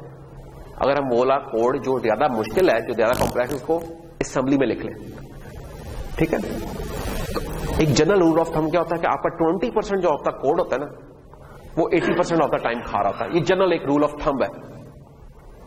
ये लाइफ में भी ऐसा ही है कि आपकी लाइफ में 20% चीजें ऐसी हैं जो कि 80% टाइम आपका कंज्यूम कर रही हैं इन जनरल। और स्पेशली ये ट्रू है आपके सॉफ्टवेयर्स में। ठीक है ना, कि 20% कोड जो सा है वो 80% टाइम खाता है। इस रूल को बोलते होते हैं 80-20 रूल। या 20-80 रूल, 80 कि 80% of time is consume by 20% of activities. Life में भी ऐसे है, जो चीज हमें जिस चीज का शौक होता है वो चंद एक एक्टिविटीज होती है, लेकिन हमारा मेजर चंक लाइफ का खा लेती है टाइम। किसी को अगर ब्राउजिंग का शौक है तो है तो कुछ ही एक्टिविटीज, लेकिन पूरा पूरा दिन लग गया, और बाकी के टाइम 20% टाइम बाकी चीजों को दे रहा है। या किसी को म्यूजिक का शौक है, किसी को क्रिकेट का शौक है, किसी को पढ़ाई का शौक है, तो इस तरीके से ही है। तो प्रोग्राम में भी ऐसे ही है। तो प्रोग्राम में पूरे का पूरा प्रोग्राम कॉम्प्लेक्स नहीं होता, सिर्फ कुछ पोर्शंस होते हैं जो उसके कॉम्प्लेक्स होते हैं, जो कि टाइम ज्यादा खा रहे होते हैं। वो पोर्शन हमने कहा इन जनरल 20% के अराउंड होते हैं, इन जनरल। ये नहीं कि हमेशा 20% मिलेगा, वो कम भी हो सकते हैं, 15% भी होते हैं, 25-30 भी हो सकते हैं, लेकिन ऑन द एवरेज 20% होते हैं। उन 20% पीसेस को हम उठा के असेंबली में कर देते हैं कोड, ठीक है। तो समझे अगर आपका 1000 लाइनों का कोड है तो उसमें से 20 लाइनों का कोड है ना, उसको मैं असेंबली में ले गया, बाकी का काम वैसे का वैसे ही है। तो इससे क्या हुआ कि जो चीजें तंग कर सकती थी उनको मैं ले गया, बाकी जो पहले ही ठीक थी उनको जाने दिया हमने, क्या उसका कोई मसला नहीं। तो जिंदगी में भी आपकी वो जो 20% चीजें अगर आप उनको फिक्स कर लें तो 100 यानी कि उसका इफेक्ट पूरी लाइफ पे नजर आने लगता है। सिर्फ 20% चीजों को फिक्स करना होता है, ठीक है, जो कि हमारा टाइम खा रही होती है। तो इधर भी यही है। तो होता क्या है फिर कि हम प्रोग्राम लिखते हैं, तो पूरा प्रोग्राम हमारा C या C++ के अंदर होता है। तो उसमें से हम आइडेंटिफाई करते हैं प्रोफाइल करके कि यार वो 20% कौन से फंक्शंस हैं जो कि इसका 80% टाइम ले रहे हैं। जब हम ये निकाल लेते हैं फंक्शन, प्रोफाइलिंग हमें क्या करती है, प्रोफाइलिंग ना एक टूल होता है, प्रोफाइल का टूल, जो कि पूरे प्रोग्राम में चलता है फॉर द गिवन इनपुट, और फिर बता देता है कि यार कौन से फंक्शन कितना टाइम खाते हैं, ये हमें पता चल जाता है। तो इससे क्या पता चला, पहले हमें ये चीज आइडेंटिफाई करना जरूरी होता है कि कौन सी चीज हमें हर्ट कर रही है सबसे ज्यादा। अगर आपने अपनी कोई चीज फिक्स करनी है तो आपको पता होना चाहिए कि यार आपकी लाइफ में कौन सी चीजें जो आपको हर्ट कर रही है सबसे ज्यादा, पहले आप आइडेंटिफाई करने की जरूरत है। तो जब तक हम कोई चीज आइडेंटिफाई नहीं करेंगे, मेजर नहीं करेंगे, तब तक हम उसको फिक्स नहीं कर सकते। ये रूल नंबर 1 है। तो सबसे पहले तो हम मेजर करते हैं कि कौन सी चीजें कितना टाइम खाती हैं, वो प्रोफाइल के टूल के थ्रू हम करते हैं। ये होता है विजुअल स्टूडियो में पड़ा होता है टूल। फिर जब हमें फंक्शन पता चल गया, उन फंक्शंस को फिर उठा के हम उनको असेंबली में ले जाते हैं, उनकी असेंबली के अंदर, या उनको ज्यादा अच्छे तरीके से लिख लेते हैं। तो गेम डेवलपर्स वगैरह यही वाले काम कर रहे हैं। तो फिर उसमें होता क्या कि पूरा प्रोग्राम C++ में वो जो 20% फंक्शंस हैं उनको हम असेंबली में लिख लेते हैं। अच्छा, अब जब हम उन फंक्शंस को कॉल करेंगे C में से, तो कोई कॉलिंग मैकेनिज्म होना चाहिए जिसके थ्रू जो असेंबली में लिखा हो फंक्शन उसे पता हो कि यार पहला पैरामीटर कहां पड़ा हुआ, दूसरा कहां पड़ा हुआ, तीसरा कहां पड़ा हुआ पैरामीटर। ये जब तक प्रोटोकॉल सेट नहीं होगा असेंबली के फंक्शन को तो नहीं पता, क्योंकि ये दोनों अलग लैंग्वेजेस है ना। बिल्कुल, C एक अलग लैंग्वेज है, असेंबली एक अलग लैंग्वेज है। अब जो दो चीजें डिफरेंट हों तो फिर क्या होते हैं, प्रोटोकॉल्स होते हैं, ठीक है। जैसे मैंने अब यहां से बैठ के गूगल के सर्वर को एक्सेस करना, तो कोई एक प्रोटोकॉल है ना, HTTP का प्रोटोकॉल है, उसके थ्रू मैं उसे एक्सेस कर रहा हूं। अगर वो नहीं होगा तो मैं एक्सेस नहीं कर पाऊंगा उसे। मैं इधर से किसी दूसरे मुल्क में जा रहा हूं तो मुझे उस मुल्क के प्रोटोकॉल के मुताबिक वो काम करना पड़ेगा, तब मुझे एक्सेस मिलेगी, नहीं तो नहीं मिल सकेगी। तो एक प्रोटोकॉल डिफाइन करना पड़ता है। प्रोटोकॉल क्या होता है, एक सेट ऑफ रूल्स होते हैं कि उसके मुताबिक चलेंगे, दो चीजें आपस में बात करने लगेंगी, नहीं तो नहीं करेंगी बात। तो वो प्रोटोकॉल ये कॉलिंग कन्वेंशन डिफाइन करती हैं। ये किसके लिए डिफाइन करती हैं, जब आप मिक्सिंग कर रहे होते हैं C++ की और इसकी ये वाले, ठीक है। तो होगा क्या, पूरा प्रोग्राम C में लिखा होगा, असेंबली में जाके ना हम कॉलिंग कन्वेंशन मेंशन कर देते हैं। वो जो असेंबली का प्रोग्राम होता है ना, उसमें मेंशन कर देते हैं कि भाई इसकी कॉलिंग कन्वेंशन कौन सी है, C डिक्लेरेशन या स्टैंडर्ड कॉल। ये दो मैकेनिज्म है हमारे। कौन कौन से, C declaration, standard call, STD call. STD stand for standard. So what does it specify? It specifies that how arguments are passed to the function. Functions का argument कैसे पास हो रहे हैं, मशीन लेवल रजिस्टर, जो रजिस्टर है उनके through हो रहे हैं, या स्टैक के थ्रू हो रहे हैं, और स्टैक और किस ऑर्डर में पास हो रहे हैं। तो ये दो हमारी कॉलिंग कन्वेंशंस कहलाती हैं, C डेक्लर एंड स्टैंडर्ड कॉल है। एक दो और भी हैं, लेकिन ये दो मोस्ट पॉपुलर है। अच्छा, इन दोनों सिमिलैरिटीज क्या है, सबसे इंपॉर्टेंट सिमिलैरिटी इनमें यह कि रजिस्टर पे पास नहीं करती, ठीक है। ये दोनों स्कीमें स्टैक के ऊपर पास करती हैं। वजह उसकी है कि स्टैक के ऊपर पास करना ना बड़ा जनरलाइज्ड है मेथड। रजिस्टर तो हमारे पास पांच छह आर्गुमेंट्स पास हो सकेंगे, इससे ज्यादा नहीं हो सकेंगे। लेकिन स्टैक है, स्टैक के ऊपर आपने 50 करने तो 50 कर लें, वो आपकी चॉइस है। अच्छा, एक तो ये स्टैक के पास होते हैं और उसमें भी क्या है, जो पहला पैरामीटर होता है जो पास हो रहा है वो टॉप ऑफ द स्टैक पे होता है। इस चीज को अभी थोड़ा एलैबोरेट करते हैं बाद में। उसकी वजह क्यों होंगे वो टॉप ऑफ द स्टैक होता है? क्योंकि जो आपके फंक्शन के आर्गुमेंट्स होते हैं ना, वैसे तो आप लिखते हैं ना लेफ्ट टू राइट अंग्रेजी में लिख रहे होते हैं, जैसे अभी हमने पैरामीटर्स पास किए थे ए बी सी करके किए थे, तो वो ए बी सी करके नहीं, सी सबसे पहले पुश होता है, फिर बी पुश होता है, फिर ए पुश होता है। तो इसलिए आपका जो फर्स्ट पैरामीटर होता है वो सबसे आखिर में स्टैक के ऊपर पड़ा हुआ होता है। तीसरी क्या सिमिलैरिटी है इसमें, EAX, ECX, EDX, ये 3 रजिस्टर जोन से हैं, ये कॉलर सेव करता है, जो पेरेंट फंक्शन है वो सेव करता है। चाइल्ड को सेव करने की जरूरत नहीं है, इनको चाइल्ड खुल खुला के यूज करे, कोई परेशानी की जरूरत नहीं इसे। तो जो चाइल्ड फंक्शन है इसको फौरन इस्तेमाल कर सकते हैं। और जो रिटर्न वैल्यू है, अगर सिर्फ 32 बिट की रिटर्न वैल्यू है तो EAX में आ जाएगी, और अगर 64 बिट की वैल्यू है तो EDX in combination with EAX इसमें होती है। लोअर 32 बिट इसमें होते हैं, हायर 32 बिट इसके अंदर होते हैं। ठीक है, अब डिफरेंसेस क्या है इसके अंदर? डिफरेंसेस कोई होंगे तभी तो ये दो हैं स्कीम्स।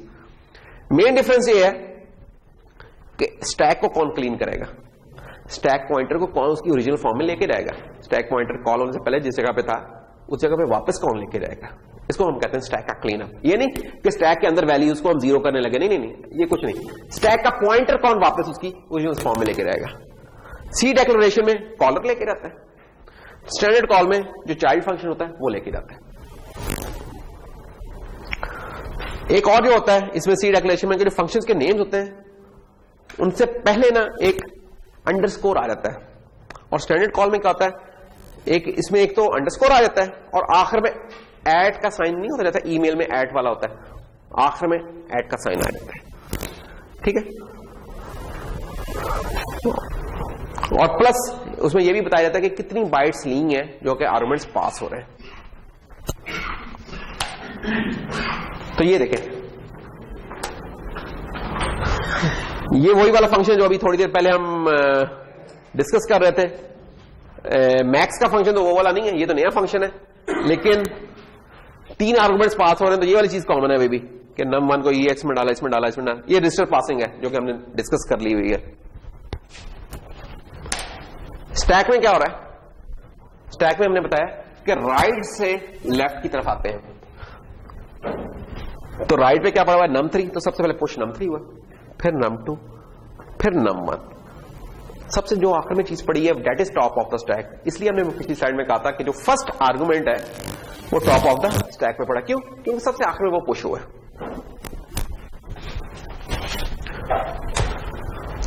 Reverse order. अच्छा, इसको जरा थोड़ा सा और डिटेल में देख लेते हैं। अब ये वही जो थोड़ी देर पहले फंक्शन दिखाया, ये उसका मेन है, ये उस फंक्शन की असेंबली है। ये मेन की असेंबली है, ये फंक्शन की असेंबली है, प्रोसीजर की असेंबली है।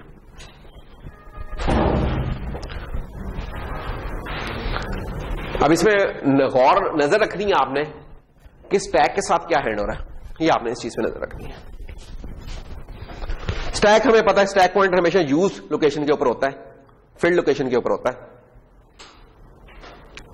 ये देखेंगे, सबसे पहले num3 पुश हुआ, स्टैक पॉइंटर डिक्रीमेंट हुआ, num3 चला गया, फिर डिक्रीमेंट हुआ, num2 चला गया, फिर डिक्रीमेंट हुआ, num1 चला गया। उसके बाद जब हमने कॉल किया तो कॉल पे हमें पता है क्या होता है कि जो रिटर्न एड्रेस होता है वो स्टैक पे चला जाता है, तो वो रिटर्न एड्रेस चला गया स्टैक के ऊपर। उसके बाद क्या हुआ, जब रिटर्न एड्रेस चला गया तो हम जंप लगा के अब इस जगह पर आ चुके हैं, फंक्शन के अंदर आ गए।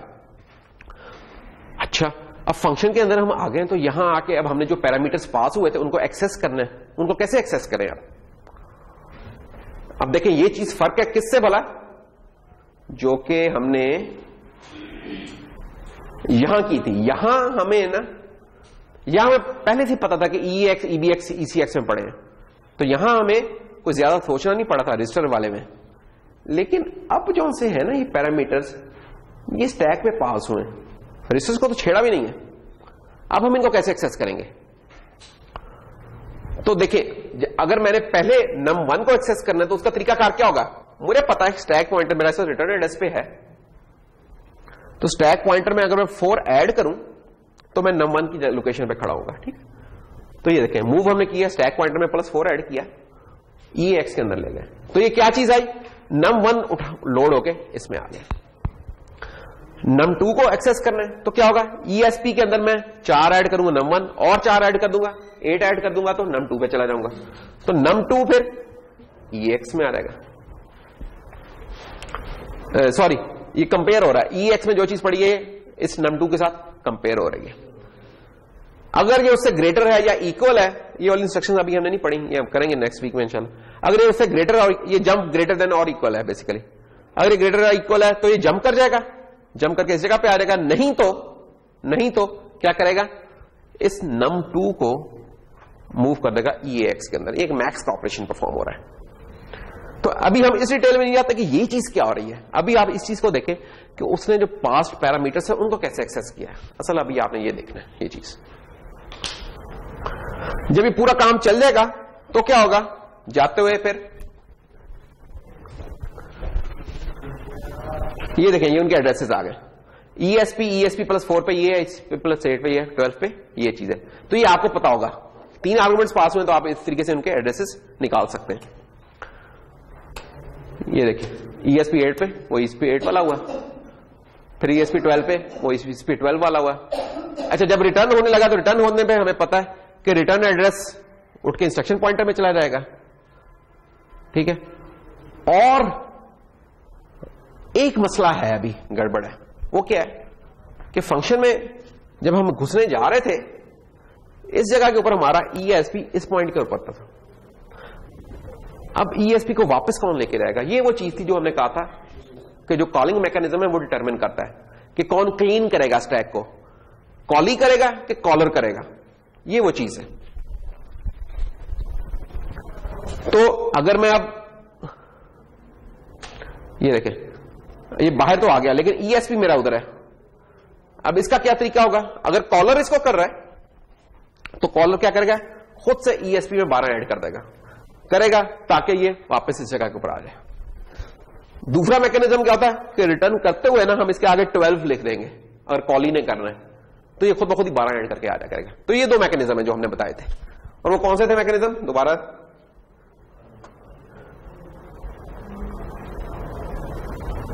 वो थे सी डिक्लेरेशन और कॉलिंग। अभी जो हमने देखा वो स्टैंडर्ड कॉल वाला था कि उसमें कॉली ने किया, ठीक है ना। तो इसमें कॉली ने किया इसको। अच्छा, ये वाली चीज तो हमने डिस्कस कर ली कि पैरामीटर्स कैसे एक्सेस किए हैं उसने बैंक के ऊपर। अच्छा, एक जो काम है जो अभी भी हमने नहीं किया, ये प्रोग्राम ना हम ग्रेजुअली इसको कॉम्प्लेक्स कर रहे हैं।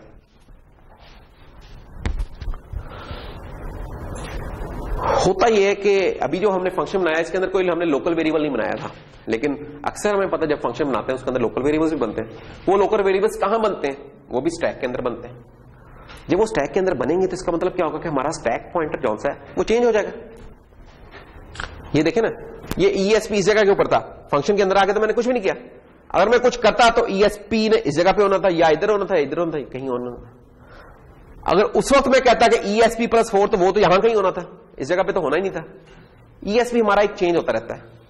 तो उसके लिए एक रिकमेंडेड तरीका क्या है या अच्छा तरीका क्या है कि जब हम फंक्शन के अंदर आए आते ही ESP की एक कॉपी बना लें, किसके अंदर,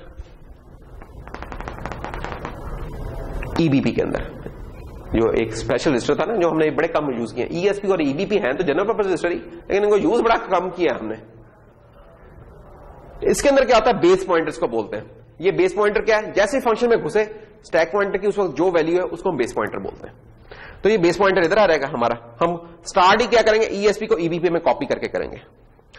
फिर इस EBP के मदद से जो पैरामीटर्स पास हुए उनकी वैल्यू उठाया करेंगे। कैसे, वो ये देख लें आप, वही वाला फंक्शन है दोबारा EBP के इस्तेमाल के साथ। पुश हुआ num3, num2, num1, return address आ गया।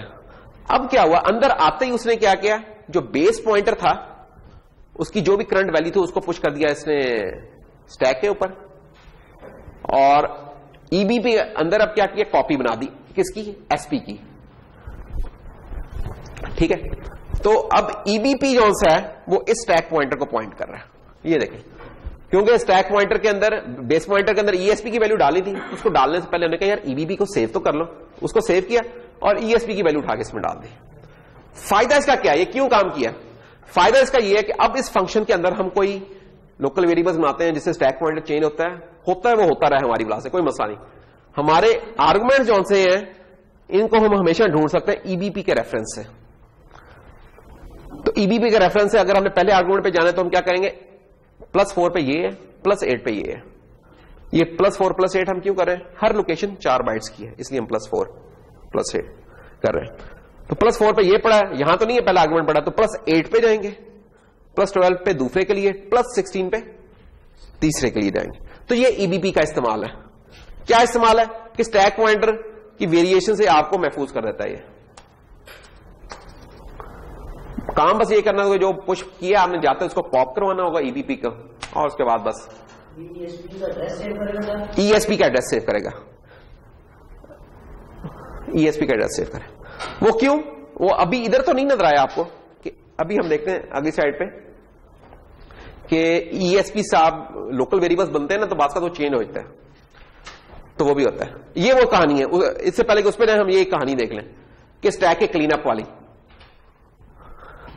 ये वही जो अभी हमने डिस्कस किया था ना कि अगर कॉलिंग प्रोसीजर कर रहा था वो ईएसपी में 12 ऐड कर रहा था, और अगर कॉल ही करेगा तो रिटर्न के आगे 12 लिख देगा। तो ये 2 तरीके हैं जो कि इसको करने के होते हैं।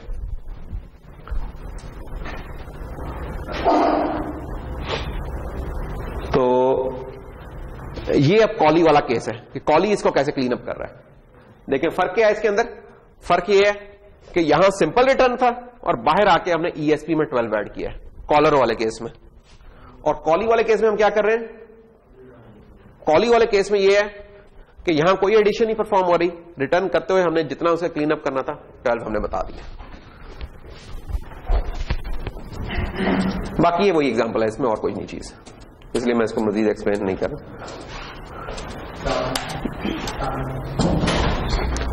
इसको हम कहते हैं क्लीन अप स्टैक। तो क्लीन अप स्टैक में ये नहीं होता कि स्टैक के ऊपर जाके आप वैल्यूज को लिखवाने लगे, कुछ नहीं ऐसा, सिर्फ उसके पॉइंटर को दोबारा एडजस्ट करना है उसकी ओरिजिनल फॉर्म में। ये एक कंपैरिजन है कि यार किसका क्या फायदा है, रजिस्टर के थ्रू पासिंग ठीक है, स्टैक के थ्रू बैक, किसके क्या फायदे या नुकसान आते हैं। ये कभी पेपर में क्विज में आ सकता है, compare and contrast between 2 calling schemes. Register में पास करने का क्या है, आसान बहुत है, ठीक है, फास्टेस्ट है। कॉन्स इसके ये हैं कि सिर्फ कुछ ही पैरामीटर्स आप पास कर सकते हैं, 4-5 कर सकेंगे, इससे ज्यादा नहीं कर सकते, एक मसला है इसका, ठीक है। स्टैक का क्या है, स्टैक का फायदा सबसे बड़ा है कि इसमें बहुत सारे पैरामीटर्स पास सकते हैं, बड़े बड़े डेटा स्ट्रक्चर्स भी कॉपी कर सकते हैं आप। पासिंग बाय जो वैल्यू है ना, वो तो जनाब बड़े मजे से कर सकते हैं। उधर पासिंग बाय वैल्यूज बड़े स्ट्रक्चर्स की तो पॉसिबल थी नहीं, यहां पॉसिबल है। नुकसान इसका है कि ये जो पैरामीटर्स को एक्सेस करना था, ये हमें जरा ट्रैक रखना पड़ रहा है कि यार बेस पॉइंट से कितने फासले की चीजें पड़ी हुई हैं, थोड़ा सा मुश्किल आ जाती है, तो ये थोड़ी सी मुश्किल है। तो ओवरहेड बढ़ जाता है कि मेमोरी से एक्सेस पड़ती है, रजिस्टर एक्सेस हमेशा फास्ट होती है, मेमोरी एक्सेस थोड़ी सी स्लो होती है, तो थोड़ा सा स्लो होता है। तो दोनों के कुछ फायदे नुकसान आते हैं। इन जनरल मॉडर्न लैंग्वेजेस में समझ लें आपका स्टैक के थ्रू ये हो रहा होता है काम। अच्छा, उसके बाद फिर क्या है, उसके बाद जनाब है local variables and stack frames. Local variables अभी तक हमने नहीं बनाए थे स्टैक के ऊपर, अब हम लोकल वेरिएबल्स भी बना लेते हैं। लोकल वेरिएबल्स पता ही आपको, जो भी वेरिएबल किसी फंक्शन के अंदर बनते हैं उसको लोकल वेरिएबल कहते हैं। वो बनते किस सेगमेंट के अंदर है, स्टैक सेगमेंट के अंदर बनते हैं।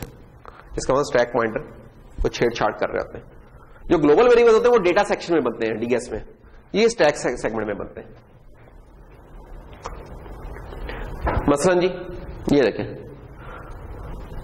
अब हम देखते हैं कि स्टैक फ्रेम क्या होता है। हर प्रोसीजर कॉल में क्या होता है, सबसे पहले अभी आपने देख लिया, जब भी कोई प्रोसीजर कॉल होने लगता है तो क्या होता है, सबसे पहले जो पैरामीटर होते हैं वो पुश होते हैं स्टैक के ऊपर, उसके बाद उसका रिटर्न एड्रेस आता है, ठीक है। उसके बाद क्या होता है, बेस पॉइंटर की कॉपी बनती है, ये हो गया। जब ये काम हो जाता है, अब फंक्शन के अंदर कोई लोकल वेरिएबल बन रहा है तो जनाब वो लोकल वेरिएबल्स यहां बन जाएंगे। स्टैक पॉइंटर फिर चेंज होगा, बेस पॉइंटर उधर ही खड़ा है लेकिन स्टैक पॉइंटर चेंज हो जाएगा। ठीक है। और अगर आप जो बाहर से रजिस्टर्स जो थे अगर आप उनको इस्तेमाल कर रहे हैं अंदर, तो वो रजिस्टर्स भी सेव कर लेंगे आप इधर। तो ये वो काम है जो के होते हैं। इस पूरी चीज को ना, किस पूरी चीज को, ये जो रेड बाउंड्री में आपको नजर आ रही है, इस पूरे को हम कहते हैं स्टैक फ्रेम।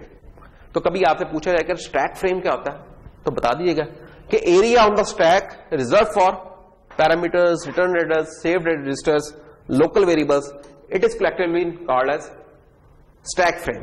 ठीक है। तो ये पूरा स्टैक फ्रेम है, इसका पता होना चाहिए। ये बात साथ इंटरव्यूज वगैरह में पूछ लिया था, इंपॉर्टेंट चीज है।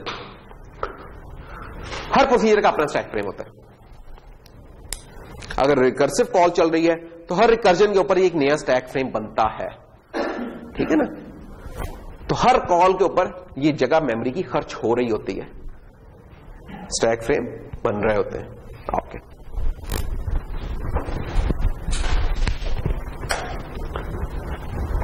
इसको एक्टिवेशन एक और भी कहते हैं कुछ जगहों पे और पे, लेकिन ज्यादातर स्टैक फ्रेम का लफ्ज चलता है। अच्छा जी, अब ये लोकल वेरिएबल्स की एग्जांपल देख लेते हैं। अब इसमें नया क्वेश्चन, ये सिंपल एग्जांपल ही है। एक मीडियन कैलकुलेट करनी है। मीडियन तो पता ही है ना, स्टैट्स पढ़ ली हुई आप लोगों ने। मीडियन क्या होती है? Mid value. ठीक है। उसके लिए सॉर्ट करना तो जरूरी नहीं होता कि सॉर्ट करके रख लें। सॉर्ट करने के बाद जो वैल्यू मिड पे आई है उसे मीडियन बोलते हैं, है ना। अनसॉर्टेड पे नहीं होता, सॉर्टेड पे होता है। अच्छा जी, अब ये देखें, अभी हम जस्ट फॉरगेटेड कि वो चीज काम कैसे कर गया। अभी तो हम देख रहे हैं कि यार स्टैक कैसे इस्तेमाल हो रहा है, हमारा इसमें इंटरेस्ट है। कॉलर क्या कर रहा है? कॉलर आर्गुमेंट्स पास कर रहा है मीडियन को। आर्गुमेंट्स क्या क्या थे मीडियन को पास करने के लिए? अरे का एड्रेस जा रहा है और लेंथ जा रही है उस अरे की। तो दो आर्गुमेंट्स हैं। तो पुश लेंथ सबसे पहले, क्योंकि राइट से पुश करना चाहते हैं तो सबसे पहले लेंथ पुश की, और अरे का क्योंकि हमने एड्रेस डालना है तो इसलिए हमने ऑफसेट लिख दिया, पुश ऑफसेट अरे, ताकि उसका एड्रेस चला जाए। और तो ये देखें जी, लेंथ गई, अरे का एड्रेस गया, उसके बाद रिटर्न एड्रेस आ जाएगा इस जगह के ऊपर। रिटर्न एड्रेस जब आ गया तो ईबीपी आ गया इस जगह के ऊपर। ईबीपी जब आ गया तो अब क्या होगा? अब हमने देखना है कि क्या हम अंदर कोई इसके वेरिएबल बनाया था कि नहीं बनाया था। अगर तो कोई नहीं बनाया था तो डेट्स ऑल। और अगर बनाया है, कोई अंदर वेरिएबल बना लिया, क्योंकि हमें ना अंदर अरे बनानी पड़ रही है उसी साइज की, किस साइज की, ताकि हम अरे को सॉर्ट कर सकें। ठीक है ना। तो क्योंकि सॉर्ट करना चाहते थे तो हमें एक अंदर अरे बनाने की जरूरत पड़ गई। ये देखें, अगर मैं सी कोड दिखाऊं आपको इसका, ये देखें, ये फंक्शन था, ये आर्गुमेंट से पास हुए, अंदर आते से एक 100 एलिमेंट्स की अरे बनाई है। तो ये अरे अब लोकल वेरिएबल है, ये स्टैक के ऊपर बनेगी।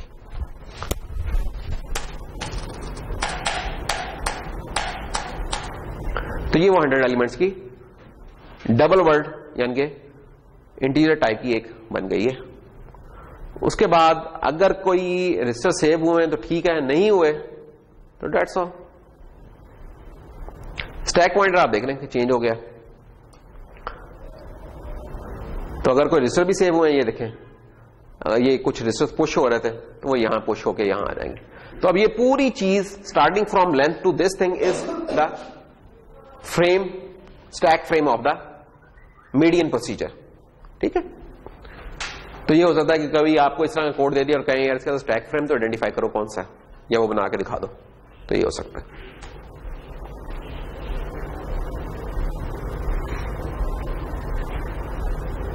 अगर कोई पूछे कि इसमें लोकल अरे का एड्रेस क्या है, स्टार्टिंग एड्रेस का क्या है, तो आप ईएसपी के रेफरेंस से भी बता सकते हैं और ईबीपी के रेफरेंस से भी बताते हैं। ईबीसी से, क्योंकि ये 100 डबल वर्ड थे तो हर डबल वर्ड 4 बाइट्स का होता है, 400 बाइट्स, तो 400 माइनस कर लें तो ये इसका स्टार्टिंग एड्रेस बनेगा।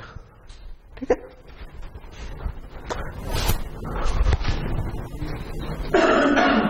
जब पॉप करेंगे तो बस उल्टा काम शुरू हो जाएगा इसका, रिट्रीव होंगी सारी वैल्यूज, करते करते रिटर्न एड्रेस हुआ और वे वापस आ गया, डेट्स ऑल।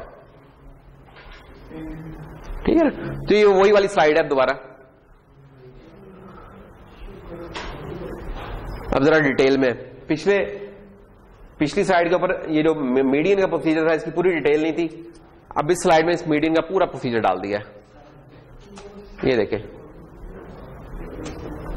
ये रजिस्टर्स हैं जो कि सेव हुए हैं किस जगह के ऊपर, ये इस जगह पर रजिस्टर सेव हुए हैं, 3 रजिस्टर सेव हुए हैं, ये अंदर कुछ कोड चला है और ये उसी मीडियन प्रोसीजर का चलता जा रहा है।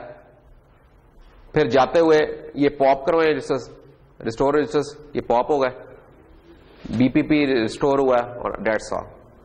तो ये एक हमारी एग्जांपल थी कि कैसे हमारा स्टैक इस्तेमाल करते हुए हम लोकल वेरिएबल्स बना रहे होते हैं। तो डेट्स ऑल, यहां हमारा खत्म होता है स्टैक की कहानी। हाँ बस खत्म हो गया हमारा भी लेक्चर, खत्म हो गया। 1 मिनट, अभी बस ये 2-3 चीजें रह गई, जस्ट सिर्फ 2 मिनट। अच्छा, उस पिछले से रिलेटेड क्वेश्चन है तो पूछ लो। हाँ कि स्टैक फ्रेम क्या होता है, let's what is stack frame, बता दे। स्टैक फ्रेम भी डिफाइन करते हैं, या मैं कोड को लिख दूंगा और कहूंगा जरा इसका स्टैक फ्रेम बना दे, ठीक है, वो आप बना देंगे। या एक स्टैक फ्रेम बना होगा और मैं कहूंगा जरा मुझे एड्रेसेस तो निकाल दें। एड्रेस ये देखो ना, जैसे इधर हमने एड्रेस, फॉर एग्जाम्पल ये देखो, मैं कहता हूं कि यार इसमें जो लोकल अरे बनी थी उसका एड्रेस क्या है, तो ईबीपी में से -400 किया तो निकाल दिया। अच्छा यार जो सेकंड आर्गुमेंट था उसका एड्रेस क्या है, फर्स्ट आर्गुमेंट का एड्रेस क्या है, तो ईबीपी फर्स्ट आर्गुमेंट का एड्रेस है, ईबीपी +8 के ऊपर फर्स्ट आर्गुमेंट है, +12 पे दूसरा आर्गुमेंट है। ईएसपी की बजाय ईबीपी को इस्तेमाल कर लो, ईएसपी चेंज होता रहता है दरअसल ना। मैं समझ रहा हूं, तुम कह रहे हो कि यार ईबीपी में तो फिक्स वैल्यू पड़ी हुई है ना इस जगह की, जो उसके बाद वाली करनी है ईएसपी से भी कर सकते हैं। ईएसपी का सिंपल मसला है कि मुझे नहीं पता था इस जगह पर 3 रजिस्टर सेव हुए 4 हुए, नहीं पता था ना, तो इसलिए मैं एग्जैक्ट ऑफसेट बता नहीं सकता था। अगर मुझे पता है एग्जैक्ट 3 रजिस्टर तो फिर आप इसके थ्रू कर ले। जैसे इधर हमें पता है कि यार एग्जैक्टली 3 रजिस्टर्स पूछे हुए, इधर हम निकाल सकते हैं ईएसपी से भी, जहां नहीं पता फिर वहां ईबीपी से निकाल लें, वो आपको देख के आइडिया रहेगा कि देखिए ईबीपी चेंज नहीं होगा, ईबीपी नहीं चेंज हो रहा। जब प्रोग्राम में आए तो ईबीपी की जो एग्जिस्टिंग वैल्यू थी ना उसको सेव किया हमने और ईएसपी की वैल्यू उठा के ईबीपी में डाल दी। बेसिकली ईबीपी क्या है, ईबीपी स्टैक पॉइंटर ही है। किस टाइम का स्टैक पॉइंटर, जब हम प्रोग्राम में दाखिल हुए थे, ये वाला स्टैक पॉइंटर, क्योंकि स्टैक पॉइंटर तो फिर भी चेंज होता रहता है ना। लोकल वेरिएबल स्टैक पॉइंटर यहां आ गया, रजिस्टर सेव किया स्टैक पॉइंटर यहां आ गया, कोई और चीज में स्टैक पॉइंटर तो चेंज होता जा रहा है। गड़बड़ से क्या होगी, गड़बड़ से ये होगी कि कोई मुझे कहता है यार पहला आर्गुमेंट उठा के लाओ, तो मुझे बड़ी लंबी कोई कैलकुलेशन करनी पड़ेगी कि उस तरह मुझे सबका रिकॉर्ड रखना पड़ेगा कितना आगे आ गया। ईबीपी में रिकॉर्ड रखने की जरूरत नहीं, मुझे पता कि ईबीपी से 8 के फासले में पहला है, उससे आगे दूसरा है, उससे आगे तीसरा है, ठीक है ना। ईबीपी का ये फायदा है। तो इस तरीके से हमें सवाल आएंगे। अच्छा बाकी ये कुछ just for the sake of completion कुछ ये इंस्ट्रक्शंस हैं। मसलन एंटर की इंस्ट्रक्शन क्या करती है, ये खुद ब खुद ही ना स्टैक फ्रेम एक बना देगी, कुछ भी नहीं करने देगी आपको, कहेगी मैं खुद बना लेती स्टैक फ्रेम, ठीक है। सिर्फ आप क्या करते हैं, आप उसे बताते हैं इतने बाइट्स का स्टैक बनाना है फ्रेम, 400 बाइट्स का, 1000 बाइट्स का, 2000 बाइट्स का, जितना भी, वो आप बताएंगे एंटर, नम बाइट्स और नेस्टिंग लेवल बता देंगे। अगर ये चीज आती है, देखो एक मिनट, पॉपुलेट तो उसको आपने मैनुअली करना है, पॉपुलेट जो पुश हो रही थी चीजें वो तो मैनुअली करनी है। सिर्फ ये कि वो स्टैक के लिए एरिया कितना बनाना है, एंटर जी वाला काम कर रहा है, एंटर की इंस्ट्रक्शन कि इतना एरिया बना दो और नेस्टिंग लेवल 1 है, 2 है, 3 है, कितना है ये बता रहा है और कुछ नहीं, ठीक है। तो एंटर का तो ये काम है।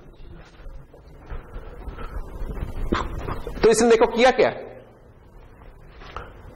एंटर साहिबा ने, जब हम किसी फंक्शन के आगे ये लिख देंगे एंटर 00, ये क्या करेगा, ये 2 चीजें खुद बहुत डाल देगा, बाकी काम लेकिन आपने करना है। क्या किया कि ईबीपी को पुश कर दिया, स्टैक पॉइंटर को उठा के इसमें ले आया और जाते हुए जो उसको रिस्टोर करने वाला काम वो कर देगा। उसके लिए आपको लीव की इंस्ट्रक्शन लिखनी पड़ेगी। ये तो एंटर है ना, इसके कंप्लीमेंट्री इंस्ट्रक्शन है लीव की। ये क्या करेगा, उस स्टैक का फ्रेम जो बना उसको उड़ा देगा, ये लीव का काम ये करेगा। ये प्रोसीजर के एंड के ऊपर होगा लीव का इस्तेमाल, वो शुरू पे है, ये एंड पे है।